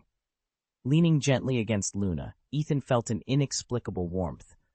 The girl's hair gently brushed against his neck, causing a tingling sensation. "I think you are as tall as the oak tree in the yard." Luna hugged Ethan tightly, her voice a little muffled. Ethan could feel her gentle breathing, like feathers gently brushing against his neck, bringing bursts of itching. She hugged him with such force, Ethan felt that her petite body was about to melt into his. This kind of intimate embrace had exceeded the boundaries between friends, but Ethan was not disgusted. Rather, he enjoyed it. The oak tree was tall and beautiful. Its roots were connected to the surrounding trees, and its branches and leaves protected everything around it. It gathers the power of nature and spreads it, nourishing Nivawazans. The entire forest is a marvel of all plants, and any Lacey would cherish the opportunity to tend to it. Luna's voice was ethereal, almost like a melody. Ethan seemed to grasp the metaphor she was conveying. "Are you suggesting that I have too many Laceys around me, and she can no longer bear it?" Ethan asked, uncertainty lacing his voice. Luna didn't respond, lost in her own thoughts. Ethan respected her silence, wrapping his arms around her in a comforting embrace. "It's not you who's the problem, it's someone else." Luna's ethereal voice floated through the air again, her words seemingly speaking on behalf of Zhang Chu, but also to herself. There were many creatures eager to care for this oak tree, including strong tree men, clever dryads, and exotic water elves. But she believed she was just a Lacey, not noticeable at all. Ethan understood her analogy. The tree man likely referred to Cyrilla, the dryad to Hermione, and the exotic water elf, clearly to Fleur. "Zhangqiu and I both understand that my boyfriend harbors a grand dream. What you're creating is unparalleled and has the potential to define an era. Each of them is exceptional, possessing unique talents, capable of being indispensable allies to her boyfriend," Luna whispered softly. "And we are just ordinary girls." "No, that's not true." Ethan countered Luna's statement with conviction. "Whether it's you or Zhangqiu, neither of you is ordinary. You both hold a special place in my heart and have unique significance to me." Ethan gently held Luna, her presence reminiscent of a budding peony, her fragrance like a breeze on an early summer morning, sweet and refreshing. The closeness allowed him to hear their heartbeats, and he could feel the warmth of her breath. "Thank you, boyfriend." Luna's voice was melodious, filled with contentment. She squinted her eyes, her tone light yet singing. "Then, Zhangqiu must also hope that you can convey to her how special she is to you, that she is the one and only Lacey." Ethan looked into Luna's eyes, his gaze gentle yet resolute. "You're right. I will tell Zhangqiu that she holds a unique place in my heart and is irreplaceable." He embraced Luna tightly, as if trying to etch her image into his memory. Luna didn't resist his embrace. She raised her hand, softly stroking his hair, her voice soft and otherworldly. "If she also believes you are the most special and unique, then she will surely do the same." A new thought struck Ethan, and he curiously asked Luna, "By the way, are you planning to attend this year's Christmas dance?" Luna blushed slightly at his question, her voice quiet. "But who would invite me as their dance partner?" There was a hint of helplessness and regret in her tone. Ethan remembered that Luna was only in her 3rd year and, according to the rules, couldn't attend the dance unless invited. Yet he was surprised. A beautiful girl like Luna should have many admirers. If Luna attended a banquet, she would likely wear something unique, like a silver starlight dress adorned with sequins, complemented by a butterbeer bottle cork necklace, carrot earrings, or a headband made of airship material, instantly becoming the center of attention. However, not everyone could handle the curious stares like Luna could. Seeing Luna's disappointed expression, Ethan felt a strong urge to protect her. He gazed into her beautiful silver eyes and asked earnestly, "So beautiful, Miss Luna, in return for my answer to you, would you do me the honor of dancing with me this Christmas?" Luna's initial surprise turned into a radiant smile. She nodded. "I would be very honored to dance with you, Ethan." Ethan smiled warmly at Luna, feeling a surge of happiness in his heart. His bright smile reflected the affection he felt. In an additional note, he expressed, "Please shower me with your support, be it through custom orders, flowers, monthly tickets, comments, or any rewards. If you have any votes to spare, kindly cast them my way. Your support is incredibly important to me as the author." Chapter 331. The herbal medicine class had finally ended. Zhangqiu left the greenhouse, her expression clouded with confusion. During the class, her performance had been unusually poor. Professor Sprout had tasked them with transplanting jumping bulbs, but Zhangqiu's distraction led to a mishap where a bulb slipped from her grasp and struck her in the face, eliciting laughter from her classmates. To add insult to injury, Professor Sprout deducted points for a question where Zhangqiu answered incorrectly. This was a stark contrast to her usual academic excellence, which had soared since she drank the permanent elixir, placing her at the top of her class. Yet, even after class, she couldn't shake off her dispirited mood. Instead of returning to the girls' dormitory or heading to the auditorium, Jiangqiu found herself wandering the corridors of Hogwarts Castle, lost in thought about her recent estrangement from Ethan. The memory of their last interaction left her feeling irked. When Ethan had posed that question, she realized she had misunderstood him. His failure to invite her out wasn't due to a lack of care, but rather his genuine busyness. However, learning that Ethan had invited Hermione instead made Jiangqiu feel as though she had swallowed a sour fruit, prompting her to react harshly. Regretting her words almost immediately, she had hoped for a chance to reconcile, but Ethan never came. As she meandered through the castle, Jiangqiu's self-reproach grew. She reminisced about the moments she shared with Ethan, who had given her a precious elixir and a fairy silver wand, and had opened the world of arcane magic to her, just as he had for Hermione and others. How could she doubt Ethan's care for her? She realized it was her own insecurities that had fueled their misunderstanding. Despite her vow not to trouble Ethan, here she was, letting her temper get the best of her. If Ethan could hear her thoughts, he would undoubtedly be touched by her deep affection and her struggle to overcome her momentary anger. Lost in her thoughts, Jiangqiu found herself in the lobby on the first floor when she suddenly heard someone call her name. Turning around, she was greeted by the handsome face of Cedric Diggory, the Hufflepuff prefect. "Jiangqiu, would you be my dance partner at the Christmas dance?" Cedric approached her swiftly, offering a small pink box. Jiangqiu hesitated to accept it, preparing to decline, but Cedric hurriedly continued. "Jiangqiu, from the moment we met at the Quidditch match, I was captivated by your beauty and elegance. Every effort on the Quidditch field and every visit to the library was to catch a glimpse of you, to find more opportunities to be near you. No one has ever stirred such feelings in me. I truly like you and hope you'll give me a chance." Cedric's earnestness was evident. His usually composed demeanor gave way to a vulnerability as he extended the box again, this time revealing a beautiful necklace. "This is a gift I chose for you in Hogsmeade. I saved for a year and worked hard for the Weasley twins to afford this necklace for you." Jiangqiu was touched by his gesture, but still intended to refuse. Before she could articulate her thoughts, Cedric, noticing her hesitation, interjected, "Are you waiting for Ethan Green to invite you? Listen, he has complicated relationships with many girls. Moreover, my friend in Gryffindor told me he has chosen Hermione Granger, and you should not wait for him any longer. You will only get hurt around him." Suddenly, a cold voice sounded from behind.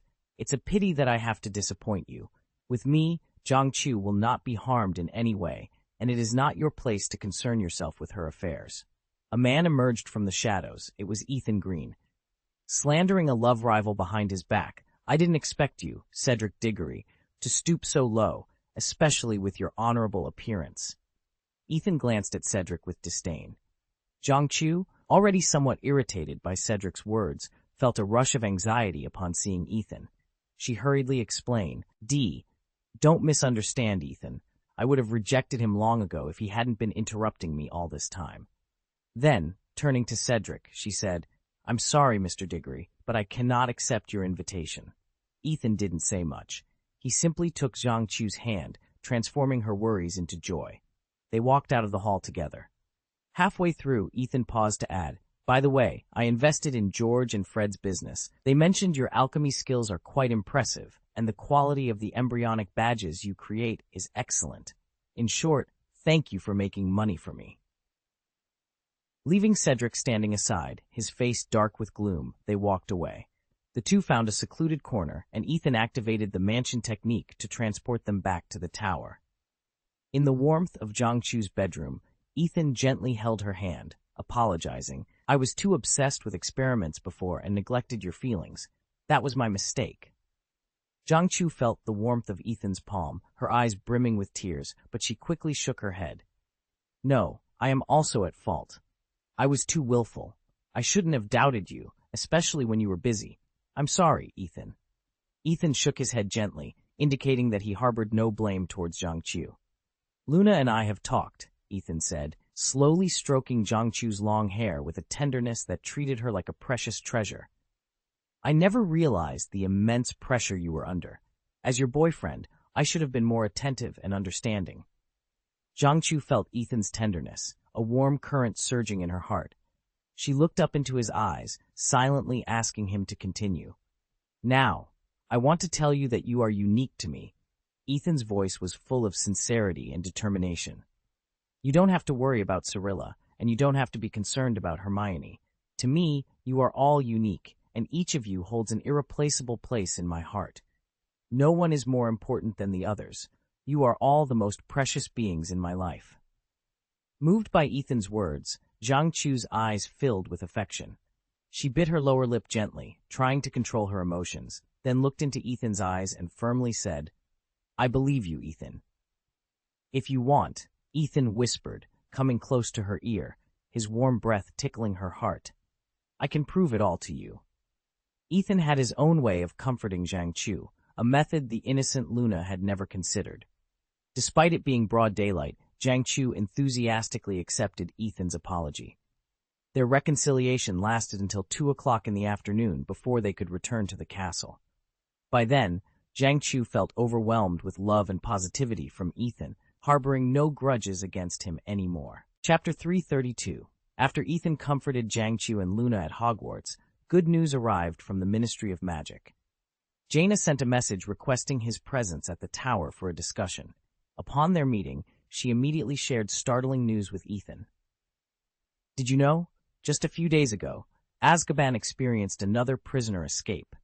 An individual attacked the Auror jailer, ingeniously used Polyjuice Potion to infiltrate the prison, and amidst the chaos, swapped the prisoners due for release with Death Eaters who were not meant to be freed. Incredible, Ethan exclaimed, his eyes wide in disbelief. If such a thing can happen, Azkaban's security is compromised.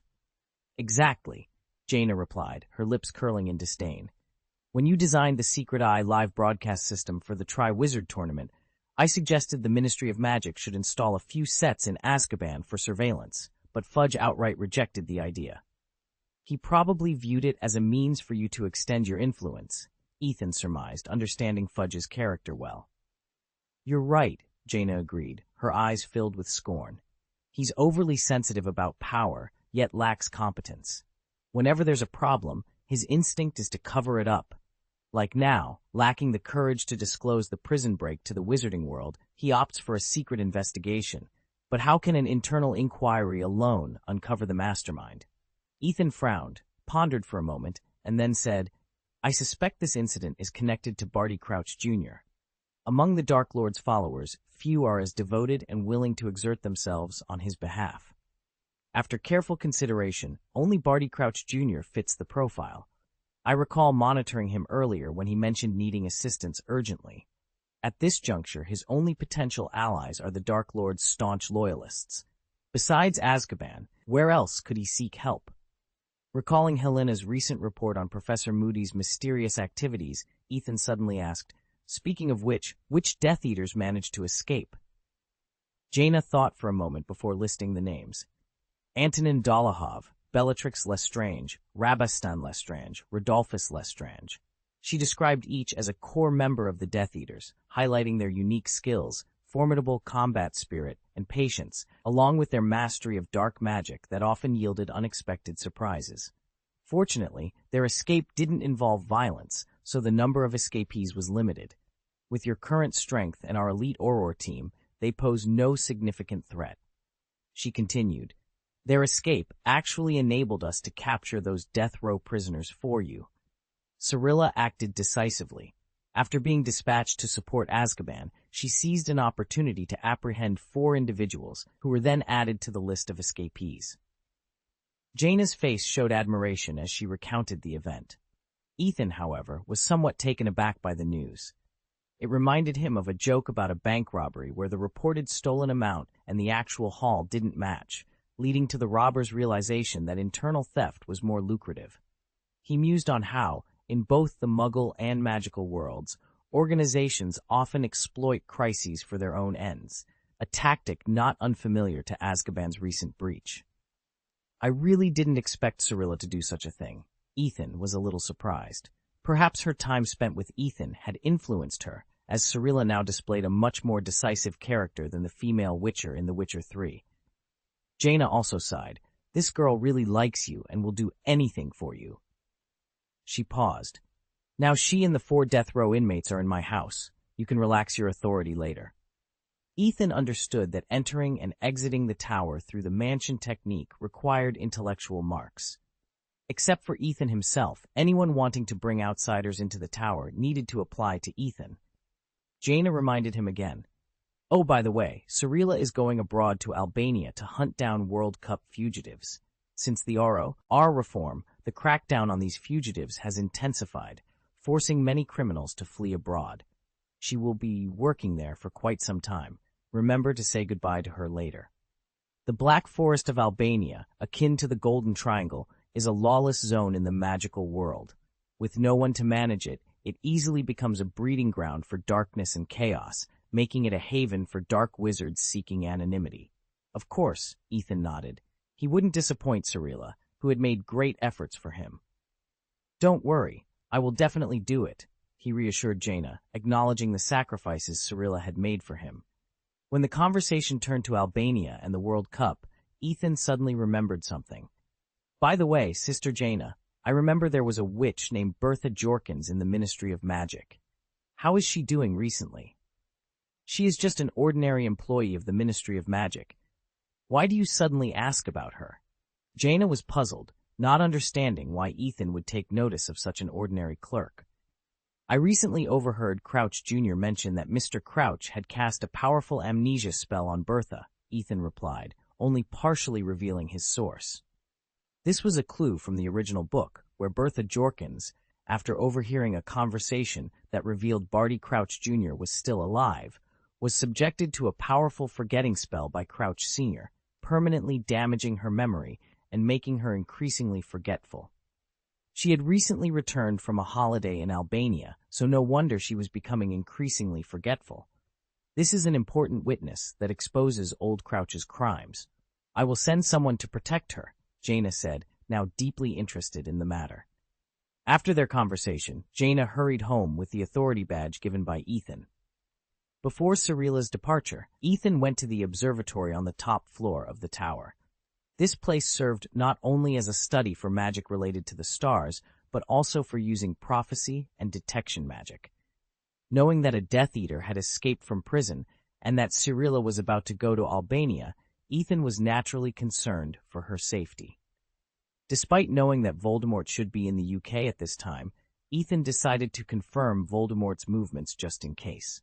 The success of detection magic depends on how well the caster knows the target and the material connection between them, with a higher success rate if both parties have met before and are acquaintances or something. Or the caster has something related to the target, such as clothing or belongings, which can also increase the success rate and detection effect. However, the most effective method involves using the target's body tissues, like hair or nails. In terms of understanding, although Ethan had not officially met Voldemort, his knowledge of Voldemort, acquired from the original works in his previous life, could arguably surpass even Dumbledore's. Moreover, Ethan had once placed Voldemort's Horcrux, the diary, in the same space and had extensive interactions with the fragment of the Dark Lord's younger self contained within it. This made him quite familiar with Voldemort. As for items related to Voldemort, Ethan seriously doubted that in the original work, Voldemort, who appeared almost spectral, devoid of hair and with untrimmed nails, did so precisely to prevent such tracking. But what of it? Even without Voldemort's body tissue, Ethan had a perfect substitute. Nothing could compare to the connection between Horcruxes and Voldemort. Thus, Ethan took out the fragments of the diary and placed them on the ceremonial table. He then cast a spell through the sensor. Advanced Detection Part 1, Chapter 333. As the brilliance of magic flashed, a clear illusion immediately materialized in front of Ethan. The spell Advanced Detection had been cast successfully. The first scene that unfolded was that of a luxurious restaurant, its decor steeped in the charm of British classical art. The walls were adorned with Baroque paintings, white reliefs, and exquisite ceilings, unmistakably the interior of a lavish English-style manor. At the heart of the restaurant stood a large wooden dining table. Though showing signs of age, the cups and saucers arranged upon it were of intricate design, engraved with complex patterns.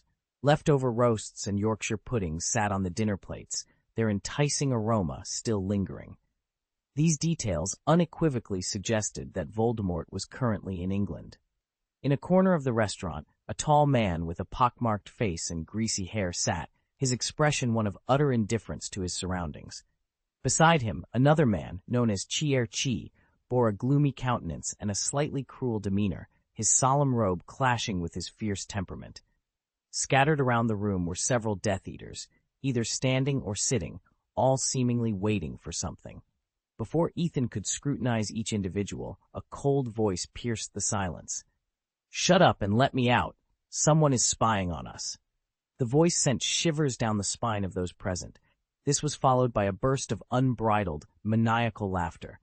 "There are people who dare to spy on my great master." The pockmarked man looked around in confusion, questioning, "There's nothing here?"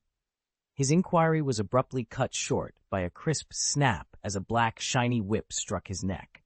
A bump resounded as he was violently thrown against the far wall. A tall woman with a broad chin and thick eyelids rushed over, leaned down, and scolded the man. "Shut your mouth, idiot. Don't let me hear you question your master again." She then approached a bundle on the large armchair in the center. Her skin, pallid from lack of sunlight, and her haggard appearance belied her once beautiful features. "Good master, I will help you realize all your wishes," she said in an extraordinarily soft voice. As she untied the bundle, a horrifying sight was revealed. It was a slimy, eyeless creature, unlike any known being, resembling a terrifying entity from another realm. The creature, appearing as a hairless, scaled baby, had dark red skin that looked tender and injured. Its limbs were thin and boneless, covered only by a thin layer of skin. Its face, flat with a snake-like appearance, housed a pair of sparkling red eyes, shining with malevolence. The creature raised its thin arms and embraced the woman's neck. At that moment, Ethan locked eyes with it, the evil red light emanating from its gaze, leaving a deep impression on him. Ethan continued to observe the scene calmly. Voldemort could sense the intrusion, but was unable to pinpoint its source, at least for the moment. Realizing he could gather no further information, Ethan voluntarily ended the spell, and the illusion faded, returning the room to its previous state. Reflecting on what he had witnessed, Ethan acknowledged Voldemort's keen awareness of his detection. This encounter confirmed that, despite the differences in their magical systems, Voldemort was not entirely familiar with Ethan's arcane magic. From this, Ethan surmised that he might be able to hold his own against a resurrected Voldemort, but victory seemed out of reach. Ethan then used the insights gained from his observation to refine his illusion magic, preparing for what lay ahead. The message was transcribed into a magic crystal, and a note was attached. With a mere thought, Ethan's hair transformed into dense red feathers. He plucked one out and placed it alongside the note and crystal. In an instant, a flash of fire ensued, and the feather, along with the two items, vanished from the table, reappearing in Jaina's hand. When Ethan returned to the Tower Hall, he found that Sorella and the prisoners had already arrived. However, they were not in the hall, but in the restraint room beneath the tower. This room, originally designed for the study of powerful creatures, was equipped with various magical restraint devices and force field prisons. Now, it served to confine the prisoners. Upon entering the restraint room, Ethan was greeted by the sound of a man's agonizing moans. The nearly inhuman screams of pain were interspersed with Sorella's sneers. Advancing a few steps, Ethan observed a man within a force field prison, clutching his throat and desperately crying out for water. Sorella, amused, toyed with her wand, a satisfied smile on her face. Alert to Ethan's approach, she turned, her eyes flickering with guilt as she hastily concealed her wand.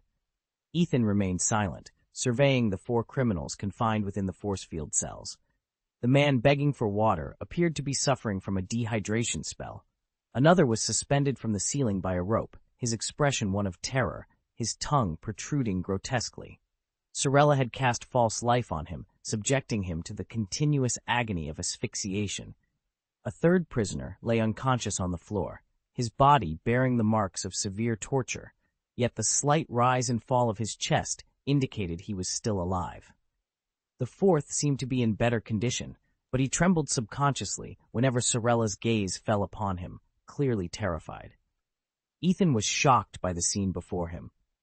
"What did you do to them, Sorella?" he asked, his curiosity piqued by the evident fear and suffering of the prisoners.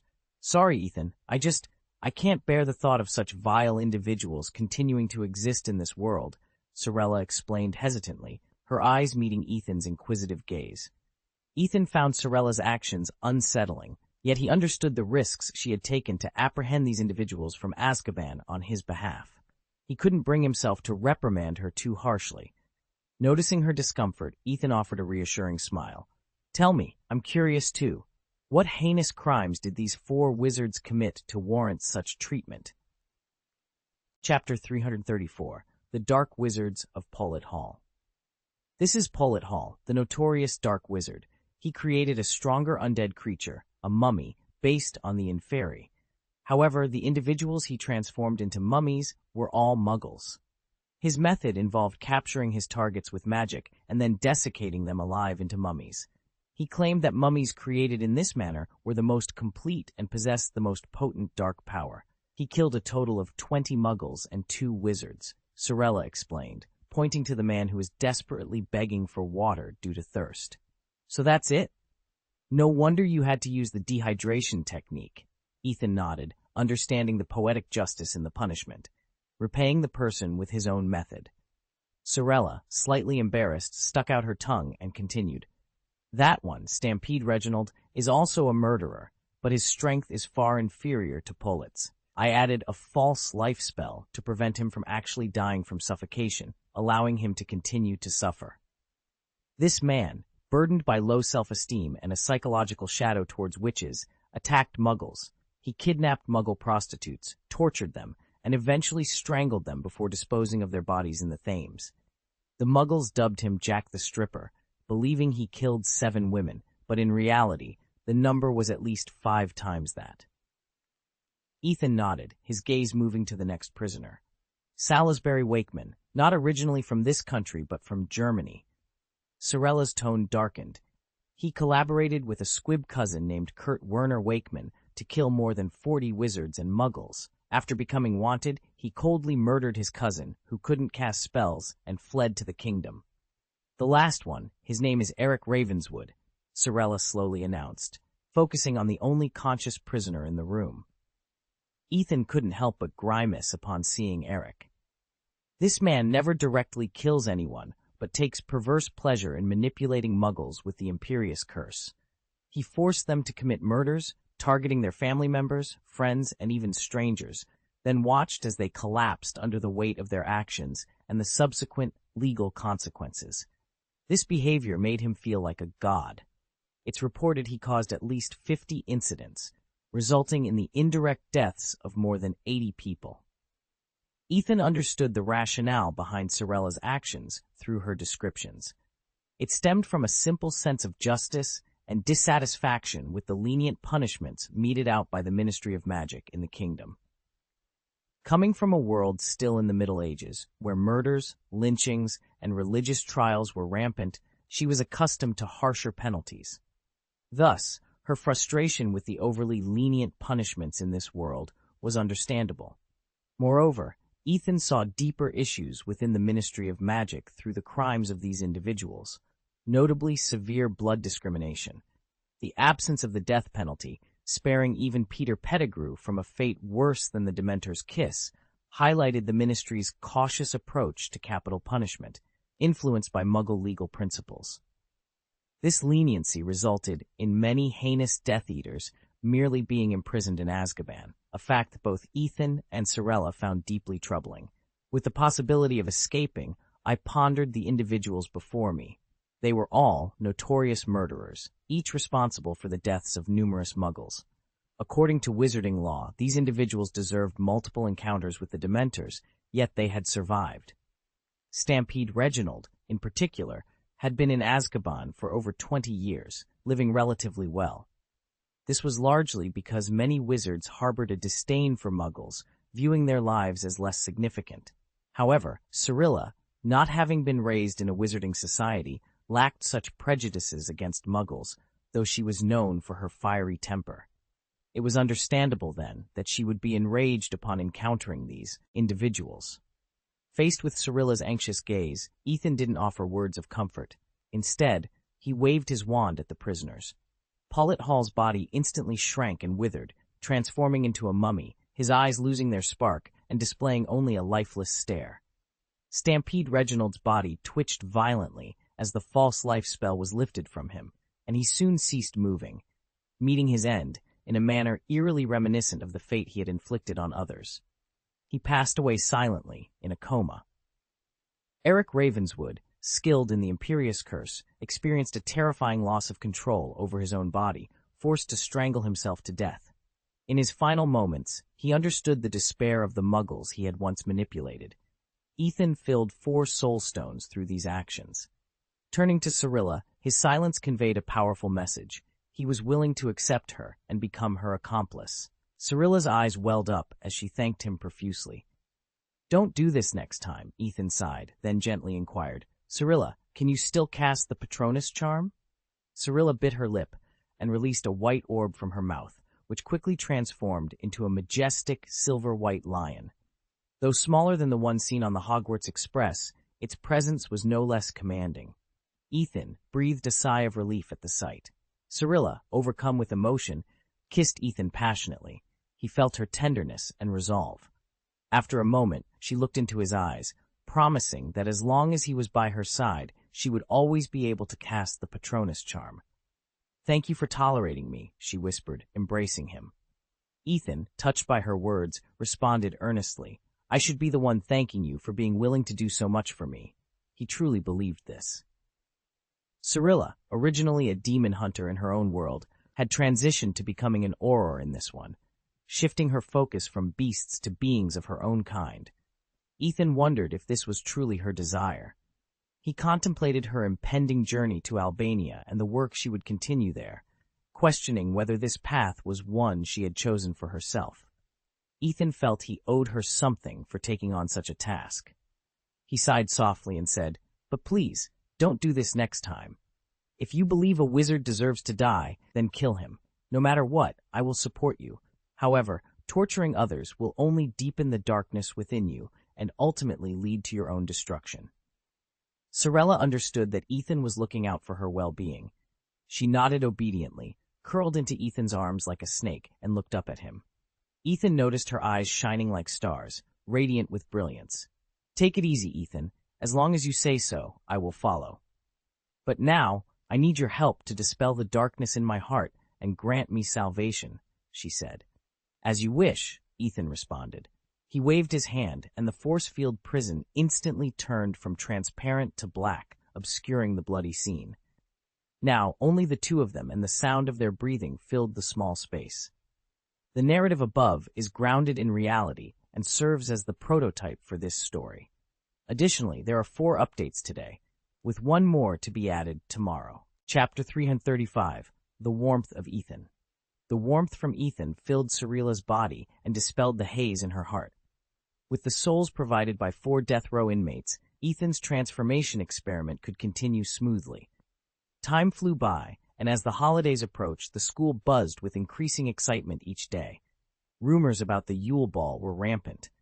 Even Ethan, usually engrossed in his study of plant elves, couldn't help but overhear gossip in the dining hall. For instance, there were whispers that Dumbledore had ordered 800 barrels of flavored mead from Rosmerta at the Three Broomsticks. Another rumor was that he had booked the Weird Sisters, a popular band in the wizarding world, to perform. Rumors of the Weird Sisters performing at Hogwarts seemed to surface every year, yet they never materialized. The quest for Yule Ball dates among the young wizards and witches reached its peak. Corridors were filled with students asking and being asked out. Typically, a boy would ask a girl. If she accepted, it was cause for celebration. However, a public rejection, especially in front of a group of girls, was akin to a public execution for the boy. Such harsh rejections were rare, as girls usually preferred to keep their options open with a non-committal, "I'll think about it," effectively leaving the boys in limbo. This strategy allowed girls to weigh their options among several potential dates. The boys, however, quickly caught on to this tactic. During a meeting of the Erudite Society, a young wizard sought Ethan's advice. Ethan, known for his wisdom in matters of the heart, offered this insight. If you chase after one witch, you're setting yourself up for disappointment, but if you pursue 100 witches, you're playing a smarter game. This advice quickly spread among the boys, who admired Ethan's cleverness. The consensus was that in the game of love, one must cast a wide net. Thus it became common for a boy to ask a girl to the ball and, upon receiving a non-committal response, to declare his willingness to wait for her decision on Christmas. However, this declaration was often hollow, as the boy would soon move on to invite another girl, using the same rehearsed lines, only changing the name. While some students actively sought out dates, others, like Harry Potter and Ron Weasley, found themselves without dance partners. At lunch, Ron, envious of the attention Ethan received from the girls, grumbled, "Why do the girls like that guy so much?" "Because he's Ethan Green," Hermione replied matter-of-factly. Having come to terms with Ethan's popularity, Hermione was no longer bothered by it. She understood Ethan's strategy after he invited her to be his first choice, as a dance partner. Compared to the other girls Ethan had charmed, Hermione felt secure in her position. "Harry, it's not the first time Ethan has been popular," Hermione continued, acknowledging Ethan's appeal. Harry, though slightly jealous, couldn't deny Ethan's charm, unlike Viktor Krum and his teammate Polyakov, whose popularity puzzled him since they hadn't even secured a golden egg. "That's because they're seen as warriors," Simo remarked, a hint of bitterness in his voice. "I'm a warrior too, so why don't I get that kind of attention?" Harry wondered aloud. "Don't worry, Harry. You're a brave man, and you've got the golden egg. I bet there will be plenty of girls eager to dance with you," Ron reassured him, though his tone was tinged with bitterness. Ron's prediction proved accurate when just 2 minutes later, a curly-haired third-year girl from Hufflepuff approached Harry, signaling the start of his own Yule Ball adventure. House eagerly approached Harry, inviting him to the ball. Before Harry could respond, the girl walked away, looking wounded. Harry, puzzled, turned to Hermione. "Why did she leave?" "Because you didn't answer her," Hermione sighed. "Harry, you hesitated because you didn't want to go with her, right?" "Right," Harry admitted. In the following minutes, 2 more girls approached Harry with invitee-ons. One was a second-year student, and the other was in her 5th year, noticeably taller than Harry. The thought of dancing with someone so much taller made Harry uneasy, leading him to decline both offers. Hermione was astonished by Harry's continuous rejections and sought Ethan's insight at the Ravenclaw table. "You're a boy. Can you explain what Harry's thinking?" Ethan replied with a smirk. "Harry's heart is set on someone specific. He'll end up without a partner and will have to shamelessly choose someone at the last minute." Hermione, still confused, questioned why. Ethan shook his head, understanding Harry's dilemma. Harry is too shy to make the first move. How can he find his preferred dance partner this way? Ethan was correct. Harry yearned to invite Cho Chang, but hesitated, fearing rejection. He fantasized about Cho inviting him instead, bolstered by a chance encounter where she mentioned the dance, which Harry took as a sign. Ethan, unaware of Harry's daydreams, joked that Harry could write a bestseller titled Dog Liquor Diary, surpassing even Lockhart's works. However, Harry's shyness was exacerbated by Lee Jordan's advice on being cautious with invitations, focusing on the right atmosphere and timing. Harry, convinced by this advice due to his timid nature, planned to invite Cho the day before Christmas, unaware that Cho had already agreed to be Ethan's third dance partner. Harry's procrastination and Ethan's intervention made success unlikely. Meanwhile, Harry sought Ethan's advice on asking a girl out, while Ron also struggled with his desire to invite a specific witch, both brothers facing challenges as the Christmas party approached. Chapter 336. In the final days leading up to Christmas, Ethan's troubles seemed to multiply. To escape the relentless flood of invitations, he secluded himself in the tower, dedicating his free time to studying plant modification. His recent project involved starting with Muggle biology and attempting to use a catalytic-inducing potion to alter the genes of plants, aiming for their initial transformation. Unfortunately, the plan was unsuccessful. The genetic disparity between plants and humans proved too vast, yet, interestingly, the experiment yielded an unexpected byproduct. Despite his efforts to remain hidden in the tower for experiments after classes, Ethan couldn't avoid the social challenges that awaited him at Hogwarts. This dilemma extended beyond his role as a student to his responsibilities as a teacher.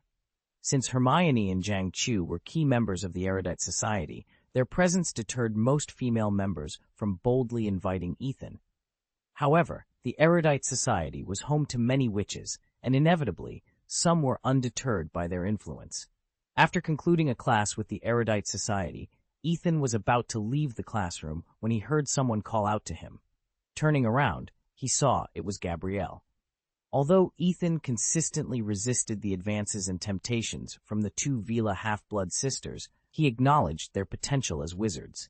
He had plans to invite Fleur to join the Yin Kingdom after her graduation, and had even allowed them to audit 3 core classes at the Academy of Knowledge to entice them. Seeing the silver-haired Gabrielle alone, Ethan felt a pang of curiosity. "Hey, why are you by yourself?" he asked, noting the absence of Luna and the others. Luna and Ginny were close friends, often seen together, and Astoria had recently joined their circle, becoming the 4th friend. Ginny and Luna mentioned they had something to prepare for Hermione, Gabrielle replied, her eyes sparkling with excitement. "But they shared a secret with me." "What secret?" Ethan inquired, intrigued. "They said you'll be dancing with each of them at the Christmas ball. Astoria even bragged about it to me," Gabrielle said, her tone tinged with gloom. "Is that so?" Ethan nodded, understanding the girl's eagerness for the dance. "Ethan, could I ask you to be my dance partner as well?" Gabrielle suddenly asked. "Are you only in 2nd grade?" Ethan raised an eyebrow. "But Astoria is also a 2nd-year student," Gabrielle retorted, her frustration evident. "She can dance with you. Why can't I? It's not fair." "And what would your sister think?" Ethan probed further. "I've grown up. My sister doesn't need to worry about me dancing," Gabrielle exclaimed, her voice loud and clear, before abruptly stopping herself. Ethan considered her request thoughtfully and finally nodded. "Okay, if you insist, I'll include you." "Great," Gabrielle cheered, her excitement palpable. "My sister will be so envious." Watching Gabrielle dash back to the classroom, Ethan shook his head and continued on his way. As he rounded a corner in the corridor, he encountered a group of Beauxbaton's female students. Their eyes, filled with various emotions ranging from subtle affection to bold glances and timid shyness, lit up at the sight of him. They quickly surrounded him, each extending an invitation with fervent enthusiasm. Despite Ethan's extensive experience, the intensity of their attention was overwhelming. Fortunately, Fleur arrived just in time, her presence emanating a formidable aura that immediately subdued the group. The girls, upon seeing her, lowered their heads in embarrassment and stepped aside, clearing a path. Ethan noticed Fleur actively harnessing her abilities. The charm of Avila had contrasting effects on different genders. It was an irresistible temptation for the opposite sex, but induced immediate submission among the same sex. With a swift motion, Hibiscus navigated through the crowd and pulled Ethan out of the bustling scene without offering any explanation. Unbeknownst to her, her sudden and burst of ability inadvertently affected others around them. Once they were clear, Ethan caught his breath and expressed his gratitude. "Thank you, you've really helped me a lot." Fleur nodded, seemingly on the verge of saying something, but hesitated. After a few moments of indecision, she was about to speak when Ron burst through the crowd, positioning himself in front of Fleur in a state of fanaticism. He loudly proposed, "Miss Delacour, would you be my dance partner?" The area fell into a stunned silence as everyone turned their attention to Ron, puzzled by his behavior. Fleur, in particular, looked at him with evident disgust. She recognized him as Harry's friend from the Daily Prophet and remembered his antics at the World Cup. Although Fleur, being from Gaul, was accustomed to the peculiar habits of wizards from other countries and bore no prejudice, Ron's forwardness was insulting. Fleur was the first to snap out of the shock. Seeing Ron on the ground, reaching out to grab her, her face flushed with anger and embarrassment. She stepped on Ron's hand firmly and quickly pulled Ethan away. As they left, she cursed under her breath, "Keep dreaming your foolish dreams." Before departing, Ethan waved his wand to dispel the charm on Ron, who then realized his actions and walked towards the Gryffindor common room in despair. The disdainful look Fleur had given him and the laughter of those around him echoed in his ears, mocking him as if he were a toad aspiring to dine with a swan.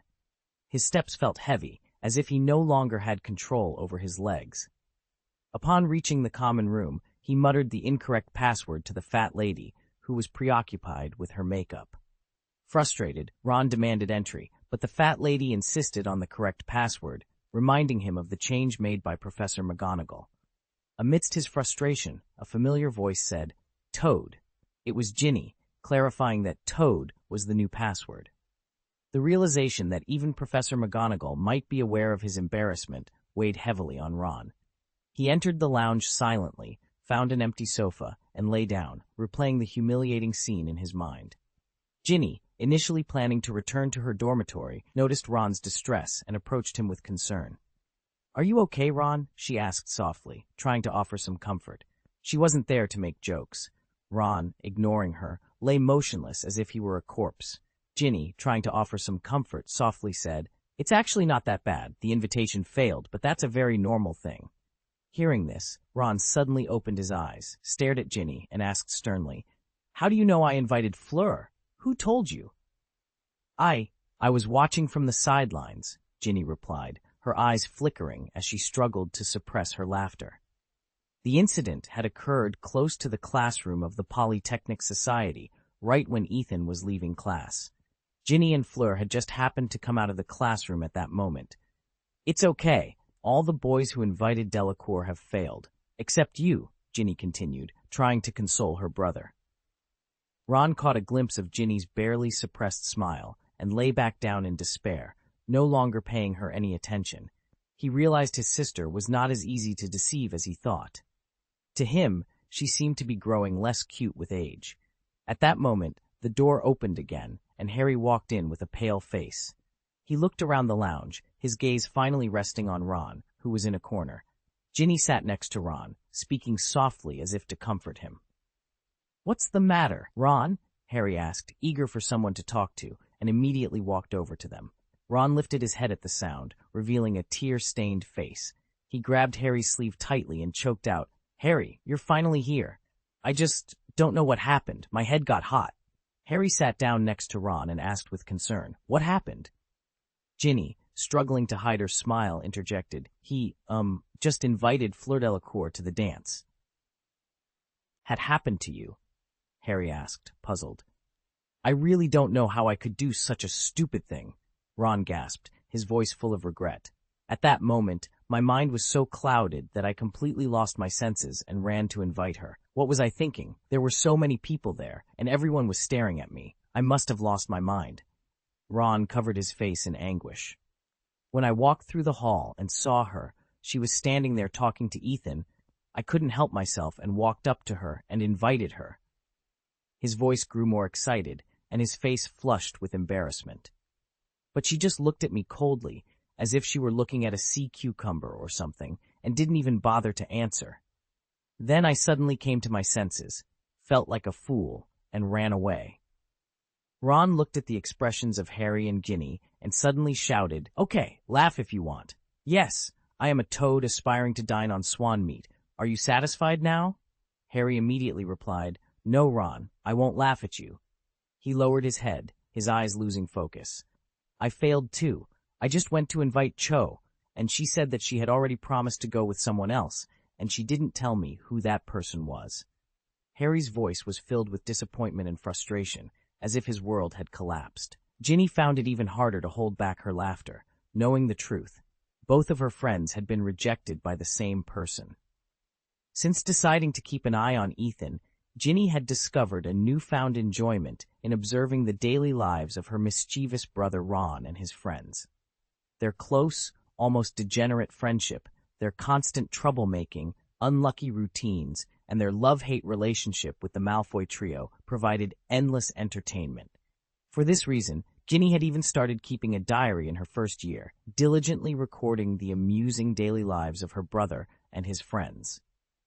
This diary had become very popular among her three friends, with every update eagerly shared and circulated among them. Chapter 337. Ron was baffled by his own thoughts of deceiving his brother and sister. Upon hearing Harry's ordeal, he immediately empathized with him. "This is simply absurd," he exclaimed. "Are we really left without partners? You're a warrior, yet you can't find a dance partner? Who would believe it?" At that moment, Hermione entered the lounge from outside, clutching the latest edition of the Book of All Laws. She had just finished assisting Ethan in a class, acting as a teaching assistant, and was drenched in sweat. Planning to change her clothes and then return to the tower to study the golden eggs, Hermione quickly noticed the trio in the corner.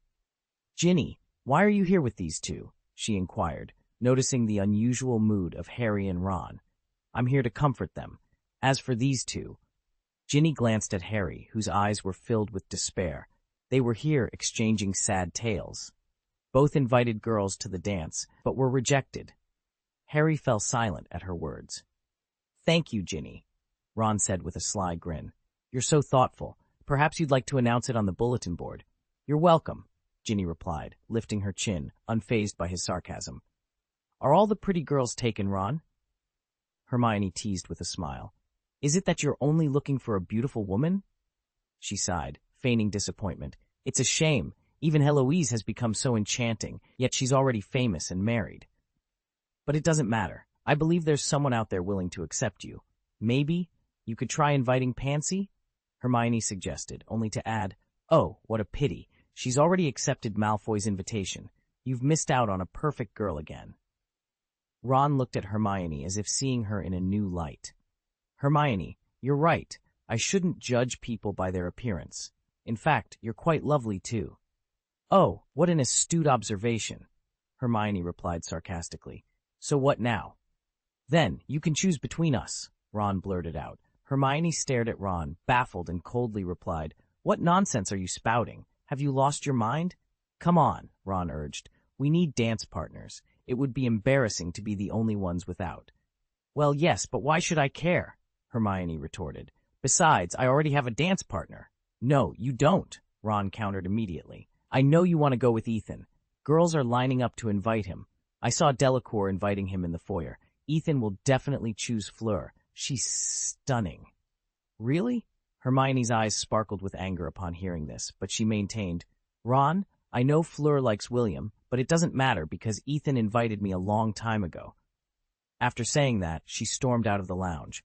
"She's lying," Ron stated flatly, watching her leave. "She's not," Ginny defended softly. "Their relationship is stronger than you think. Even if they haven't made it official, they're practically boyfriend and girlfriend." Ginny continued, her voice tinged with a hint of jealousy. After the ball was announced, Ethan promptly invited Hermione. "She's had a partner from the start. Ron, you're being foolish." "Okay," Ron said, looking utterly confused. "This is ridiculous. Ginny, you can go with Harry, and I'll invite Luna. Isn't she your best friend?" "I can't." Ginny blushed. "I've already been asked to dance." "As for Luna, forget it. She doesn't like you," Ginny stated bluntly, omitting that Luna had also been invited by someone else. Ron glared at his sister. "I guess I have to find Luna then." Ginny stood up and walked towards the exit behind the portrait, head lowered, leaving Ron to look at Harry with a mix of frustration and resignation. Wide-eyed, Ron complained, "What's wrong with them? I didn't say anything. It's crazy to think Hermione is Ethan's girlfriend." He was becoming increasingly aware that he seemed to have missed something significant last year. Harry was at a loss for words. He felt that any sensible person would have noticed the unusual relationship between Ethan and Hermione. Moreover, a sensible person would be unlikely to make the comment Ron just did. Harry suddenly realized that compared to Ron, his own situation didn't seem that miserable. He had merely invited Cho and been rejected. That was all. Meanwhile, Ethan was conversing with Fleur in the Hogwarts corridor. "That was your friend Ron from Hogwarts, right? The one who fell in love with Crumb?" Fleur asked. "Falling in love with Crumb? Why are you interested in such messy news?" Ethan expressed his surprise. "I remember he kissed Crumb at the World Cup, right?" Fleur gossiped. "Oh, it's not that they didn't deny it, but rather they couldn't. As for the kiss, it's true. I was there, but it was probably just an accident. So if you don't believe the rumors, don't spread them. Why would Crumb fall in love with Ron after a kiss? He's not a garbage recycling bin, Ethan said with a grin, acknowledging that when it came to love, Crumb's taste was quite normal, especially compared to Ron's. After all, Crumb had noticed Hermione's charm from their first meeting, while Ron, despite years of friendship with Hermione, remained oblivious. In this rumor, Crumb was unjustly maligned, Ethan concluded. Are you refuting the rumors? Fleur asked with a smile. Is it that obvious? Ethan touched his face, blinked, and said, Then I have only one thing to say. Please, put more effort into spreading rumors. Fleur rolled her eyes at him. She turned to see the nearly hysterical girls crowding at the window, some even breaking the glass in their eagerness to get closer to Ethan. In the past, boys primarily surrounded her, but this was the first time she saw more girls than boys showing such interest. Fleur shook her silver hair and looked at Ethan with her deep, autumnal eyes, before finally asking, Ethan, will you be my dance partner? Ethan was taken aback, silent for a few seconds, before declining. As long as you can outperform Hermione, that's fine. Ethan could invite Cho, Luna, and other girls to dance, but he couldn't directly accept Fleur's invitation. As a champion, Fleur was expected to lead the first dance, and while Ethan could dance with several girls throughout the evening, he couldn't satisfy both Hermione and Fleur at the same time. What a pity, Fleur said, smiling softly. Yes, after all, I personally trained her. Ordinary wizards are no match for her, Ethan agreed. Fleur playfully poked his forehead with her thumb. Don't hit me in the face. I have to make a living with it, Ethan said seriously. Fleur snorted and turned away, breaking the silence after a long pause. Ethan, do you remember the first time we met? I do, Ethan said, smiling. I was almost seduced by you. At that time, I thought you were a very impressive person, but after coming to Hogwarts and spending time with you, I realized I had underestimated you, Fleur admitted with a bright smile. Your wisdom and achievements are beyond my imagination. After becoming friends with you, I realized I can no longer regard other boys in the same way. Showing a distressed look, Fleur was initially taken aback upon discovering that Ethan was involved with several girls simultaneously. She considered distancing herself from him. However, her perspective shifted after Ethan invited her to attend a lecture by the Broadcasting Society. Impressed by Ethan's intellectual prowess and his contributions to the magical world, Fleur reconsidered her stance.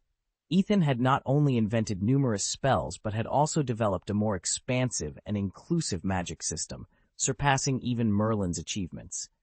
Recognizing Ethan's destined prominence in magical history, Fleur rationalized that being his lover, if not his official girlfriend, was still a privilege. Contemplating this, she suddenly inquired, You've invited Hermione, haven't you? Ethan nodded, confirming, Yes. Noticing Fleur's look of resignation, he quickly added, But if you really want to dance with me, I can reserve the second dance for you. That would be wonderful, Fleur replied, her spirits lifting, though she soon became anxious again.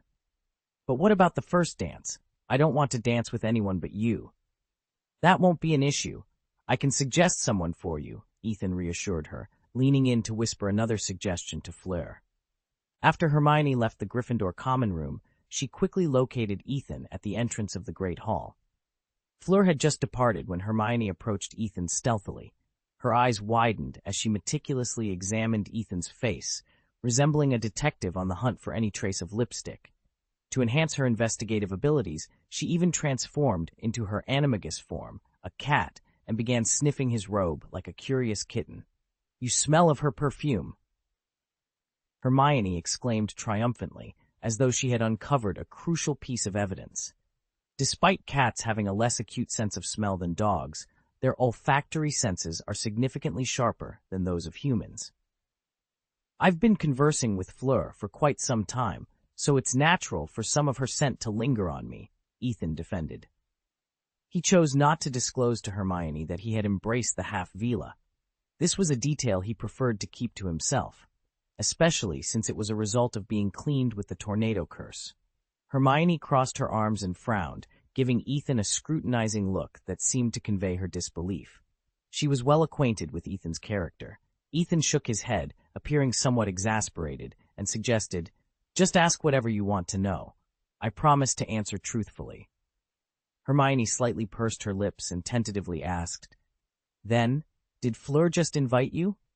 Yes, but I refused and only agreed to dance the second dance with her, Ethan replied, giving Hermione a reassuring wink. Of course, the most important first dance is reserved for you. Wise decision. Hermione finally let out a sigh of relief. Then her concern for others surfaced as she inquired, What about her? As a champion, she's expected to lead the first dance. It's taken care of. I recommended a dance partner for her, Ethan reassured her. Who? Hermione asked, surprised. Ethan smiled mysteriously. I can't reveal that. It's a secret between Fleur and me. Well, if you won't tell, then I won't pry, Hermione responded, pouting slightly in dissatisfaction. Deep down, she was relieved that Ethan had resisted Fleur's allure. The conversation took a turn when Ethan inquired, By the way, who informed you that Fleur invited me? Ron, of course, Hermione replied. She then recounted her observations in the common room, criticized Ron's attempt to stir trouble, and affirmed her trust in Ethan. If you didn't believe it, why did you rush over here? Ethan thought to himself, though he wisely chose not to voice this thought aloud. At that moment, Victor Krum appeared from the other end of the corridor. The Bulgarian Quidditch star was neatly dressed and had even shaved for the occasion. As he approached, Hermione displayed a look of distress. He's been persistently asking me to be his dance partner every day, she explained. His taste is commendable, at least better than Ron's, Ethan commented. It's a shame I claimed the beautiful lady first. Yes, indeed. It's a shame I've been yours since the first year, Hermione said with a smile, covering her mouth. I only realized it recently. You must have foreseen today's events back then. Who else would invite a girl of the same age to spend most of the summer with him? You're quite the schemer. A clever girl is always a step ahead. I'm not ashamed. I take pride in it, Ethan responded, unbothered by the teasing. Love is a battlefield, after all. Ethan then asked, Didn't you tell Krum that I had already invited you? I did, but he didn't believe me. He mentioned that someone saw you inviting Cho Chang, and she even turned down Cedric Diggory for you, Hermione replied, her frown deepening. Seeing Ethan's laughter, Hermione playfully elbowed him in the waist. You find this amusing? This is all you're doing, you flirtatious troublemaker. You have to make him back off, she demanded. Okay, Ethan agreed, pondering for a moment. He then gently grasped Hermione's chin, turning her face towards him, and smiled. Perhaps this will convince him to give up. As he spoke, he leaned in slightly. Hermione's face flushed with color, but to her own surprise, she did not pull away. Perhaps it was the subtle influence of their animagus training, or maybe it was the deepening of their bond over time. Hermione was always a serious girl, but her training had shaped her to fully embrace these moments of intimacy. When Krum witnessed Hermione and Ethan's closeness, his heart shattered. This wasn't what he had expected. Hadn't Ethan invited Cho Chang? Why was Hermione still so close to him? Krum felt as if he was being blatantly cuckolded. Swiftly, he veered off, pretending he hadn't come for Hermione, and stormed away. Reflecting on the previous day's invitation from the second champion of Beauxbatons, he considered accepting it. Meanwhile, Harry found himself as the only champion without a dance partner. After sharing his worries with Ron, he left the lounge, determined to find a partner before Christmas. He vowed to face any challenge and never to give up. As Harry was scouting for potential partners, Malfoy stumbled upon him and mocked, Our champion hasn't found a dance partner yet. It seems everyone knows your true colors. Flaunting a badge that insulted Harry, Malfoy bragged about having it custom-made by George and Fred for 10 gold galleons. Harry, annoyed yet undeterred, retorted, asking Malfoy about his own date. Proudly, Malfoy announced Pansy Parkinson as his partner, insinuating that Harry and Ron were the only ones left partnerless. Harry, however, found solace in the fact that Malfoy's partner was Pansy Parkinson, known for her lack of charm. Malfoy's taunt about Harry and Ron becoming dance partners drew laughter from bystanders, recalling a Daily Prophet article about a love triangle involving Harry, Ron, and Krum. Harry, eager to escape Malfoy's provocations and find a partner, quickly left the scene. Just as he was about to give up, he spotted Parvati and Lavender. Seizing the moment, Harry approached Parvati with a hopeful heart, asking her to be his dance partner. Parvati, however, gently declined, revealing she had already promised Steve, citing their close relationship in the Polytechnic Society. Harry, disappointed but understanding, accepted her decision. Everyone at Hogwarts coveted an invitation from the members of the Erudite Society, as these little wizards were always highly sought after as dance partners. The members were well aware of their popularity, but preferred to keep such matters within their own circle. Despite feeling a bit disappointed by Parvati's rejection, he didn't give up. Turning to Parvati's friend, he asked, "Lavender, would you be willing?" "Oh, I'm sorry, she's already promised to Seamus," Parvati replied, her tone carrying an odd note. Both girls laughed even harder at this. "So, what do Ron and I do?" Harry sighed, asking in a low voice. "Let me think," Parvati pondered. "My sister might be available. Her name is Padma, in Ravenclaw. If you're interested, I can ask her." "You don't need to ask. Padma just agreed to be Michael's dance partner," a sudden voice interjected, catching the trio off guard. Harry looked up to see that it was Ethan. He had appeared at some point, unnoticed until now. Chapter 339. Ethan and Hermione parted ways after displaying their affection in front of Crumb. Hermione was eager to study the golden egg and insisted on doing so without Ethan's interference, wanting to prove her capabilities. Ethan, on the other hand, was upset with Ron for his actions and remembered his promise to Hermione about preventing Ron from finding a dance partner. Although it was said in jest, the day's events made Ethan take his words seriously. He thought about the byproducts of his recent experiments and devised a plan, leading him to encounter Harry. Ethan looked at Harry with a hint of pity, thinking, "It's unfortunate that I have to involve you, Potter, but your close friendship with Ron has left me no choice." "Are you here to see Hermione?" Harry asked, unaware of Ethan's intentions. "She left for the lounge a while ago." "Oh, no, I'm not here for Hermione," Ethan replied, waving his hand dismissively. "I just overheard you talking about Padma."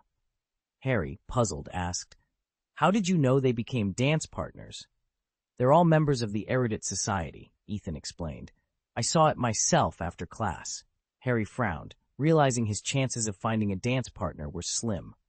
At that moment, Malfoy's taunting voice rang out, suggesting Harry could simply go with Ron Weasley to avoid the hassle of finding a dance partner. Ethan, after a moment's thought, agreed with Malfoy's novel idea. "Thanks, I knew my idea was good," Malfoy said, pointing to Parvati and Lavender, who shared a laugh at the suggestion. Harry retorted, suggesting Malfoy's idea would be better suited for Goyle and Crabbe, which angered Malfoy's followers. Malfoy, however, laughed off Harry's comeback and mockingly suggested Ron as a future partner for Harry before leaving with his entourage. Ethan, feeling sorry for Harry, offered his help in finding a dance partner if Harry and Ron were unsuccessful before leaving the scene. Around the corner, Ethan found Malfoy waiting for him, now with a flattering demeanor. "How did I do?" Malfoy asked eagerly. "Well done, Malfoy, and thanks for your cooperation," Ethan praised, reminding Malfoy to keep their plan a secret, even from Pansy Parkinson. "Of course," Malfoy agreed, laughing as Ethan walked away. As Christmas approached, the castle and grounds were blanketed in heavy snow. The Beauxbatons carriage and Durmstrang's ship were festively decorated, with the former resembling a frosted pumpkin and the latter covered in ice, creating a picturesque winter scene.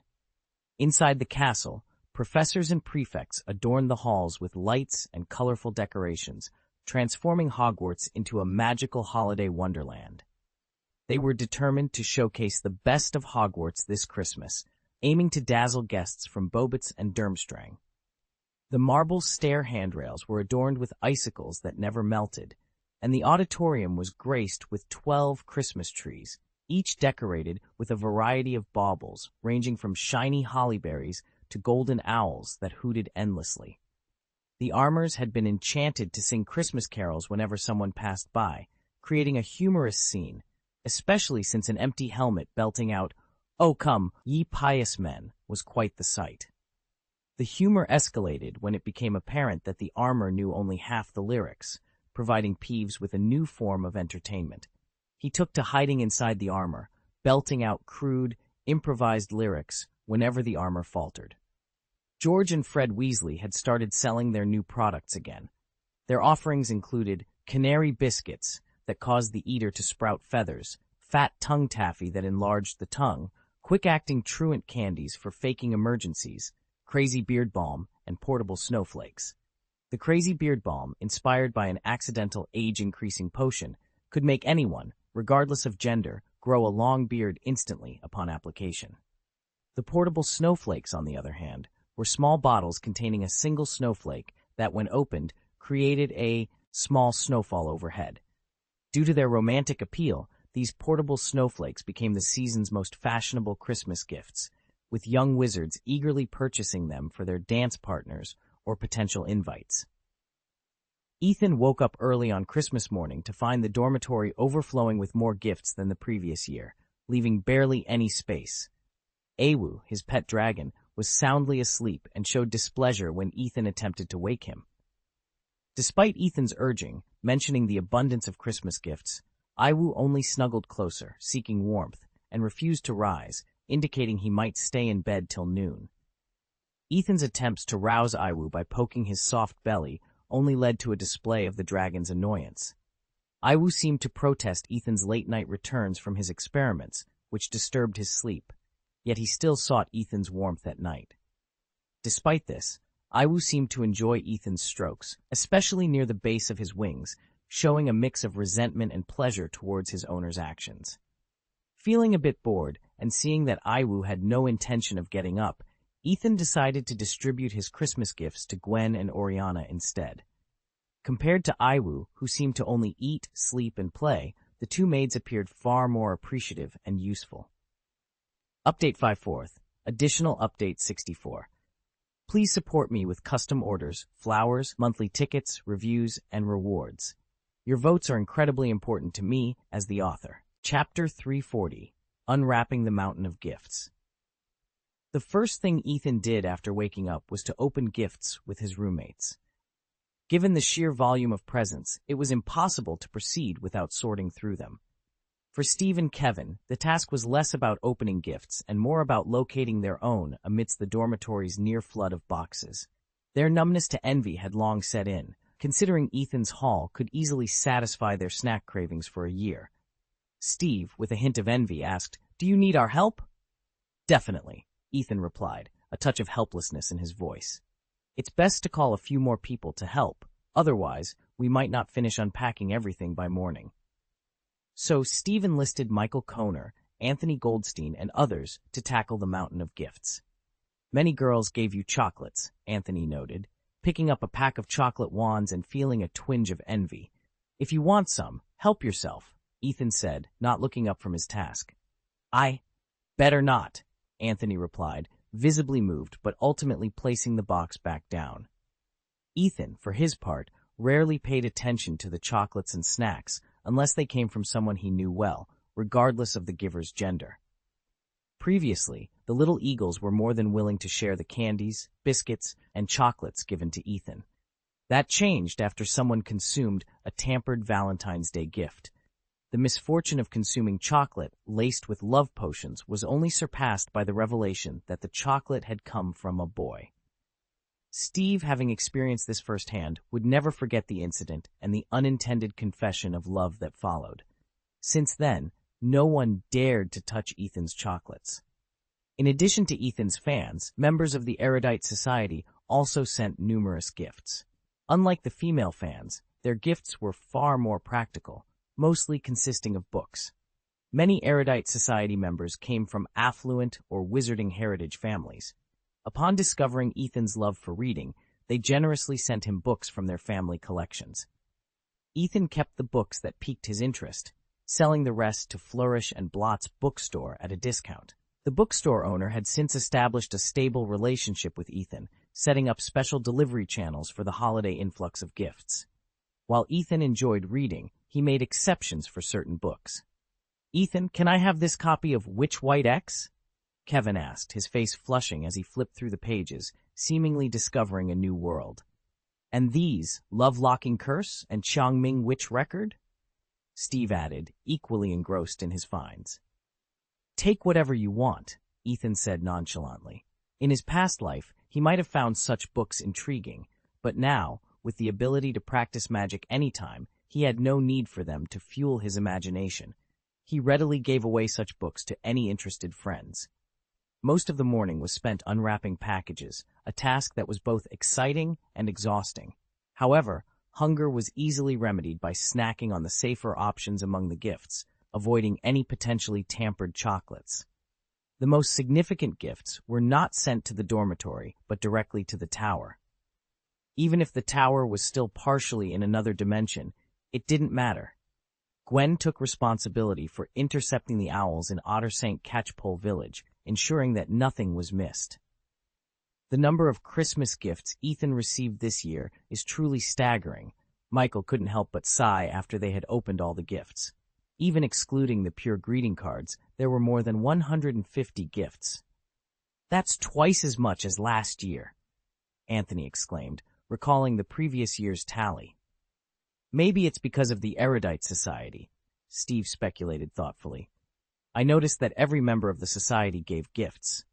Indeed, only a small portion of the large and small Christmas gifts were from Ethan's friends.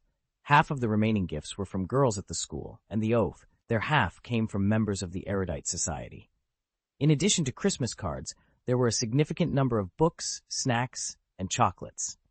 After setting aside a few packages from acquaintances, the rest were piled aside, amounting to more than 50 boxes of chocolates and snacks.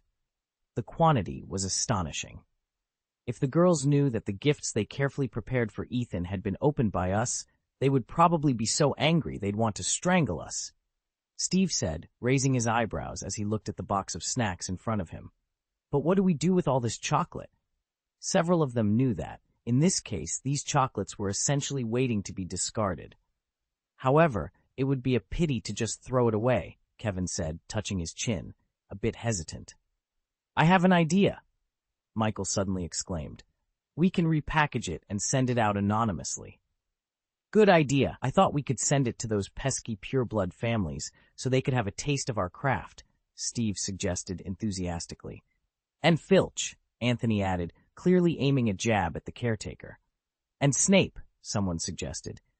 "Forget Snape. That guy is a potions professor, so he will definitely not be easily fooled.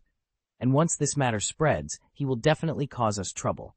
The risk isn't worth it." Steve quickly dismissed the idea of sending a package to Snape. Sending it to Snape would surely lead to exposure. "Ethan, what do you think?" The group turned to Ethan. After all, these chocolates were originally given to him. "If you really send that pile of chocolates to others, you're likely to cause a big mess," Ethan said, looking at the excited group and shaking his head. "If it gets out, you'll be mobbed by a horde of angry people." The thought of a group of people being intoxicated by a love potion was indeed horrifying. "It's okay, we'll disguise our handwriting well," Michael said confidently. "Do you remember? This semester, you taught us the 3rd-level spell, Avoid Detection. I've mastered that spell." Ethan shrugged, indicating his disinterest in the matter. "Well, if you want to do that, then go ahead. But if it causes trouble in the future, just don't implicate me." The group exchanged looks and immediately sprang into action, writing letters and packaging the chocolates as if they were planning a grand prank. Ethan watched their busy backs, sighed, and left the lounge, heading in the direction of Gryffindor. Please support the author by sending custom orders, flowers, monthly votes, comments, and rewards. If you have votes, please cast them my way. Your support is incredibly important to me.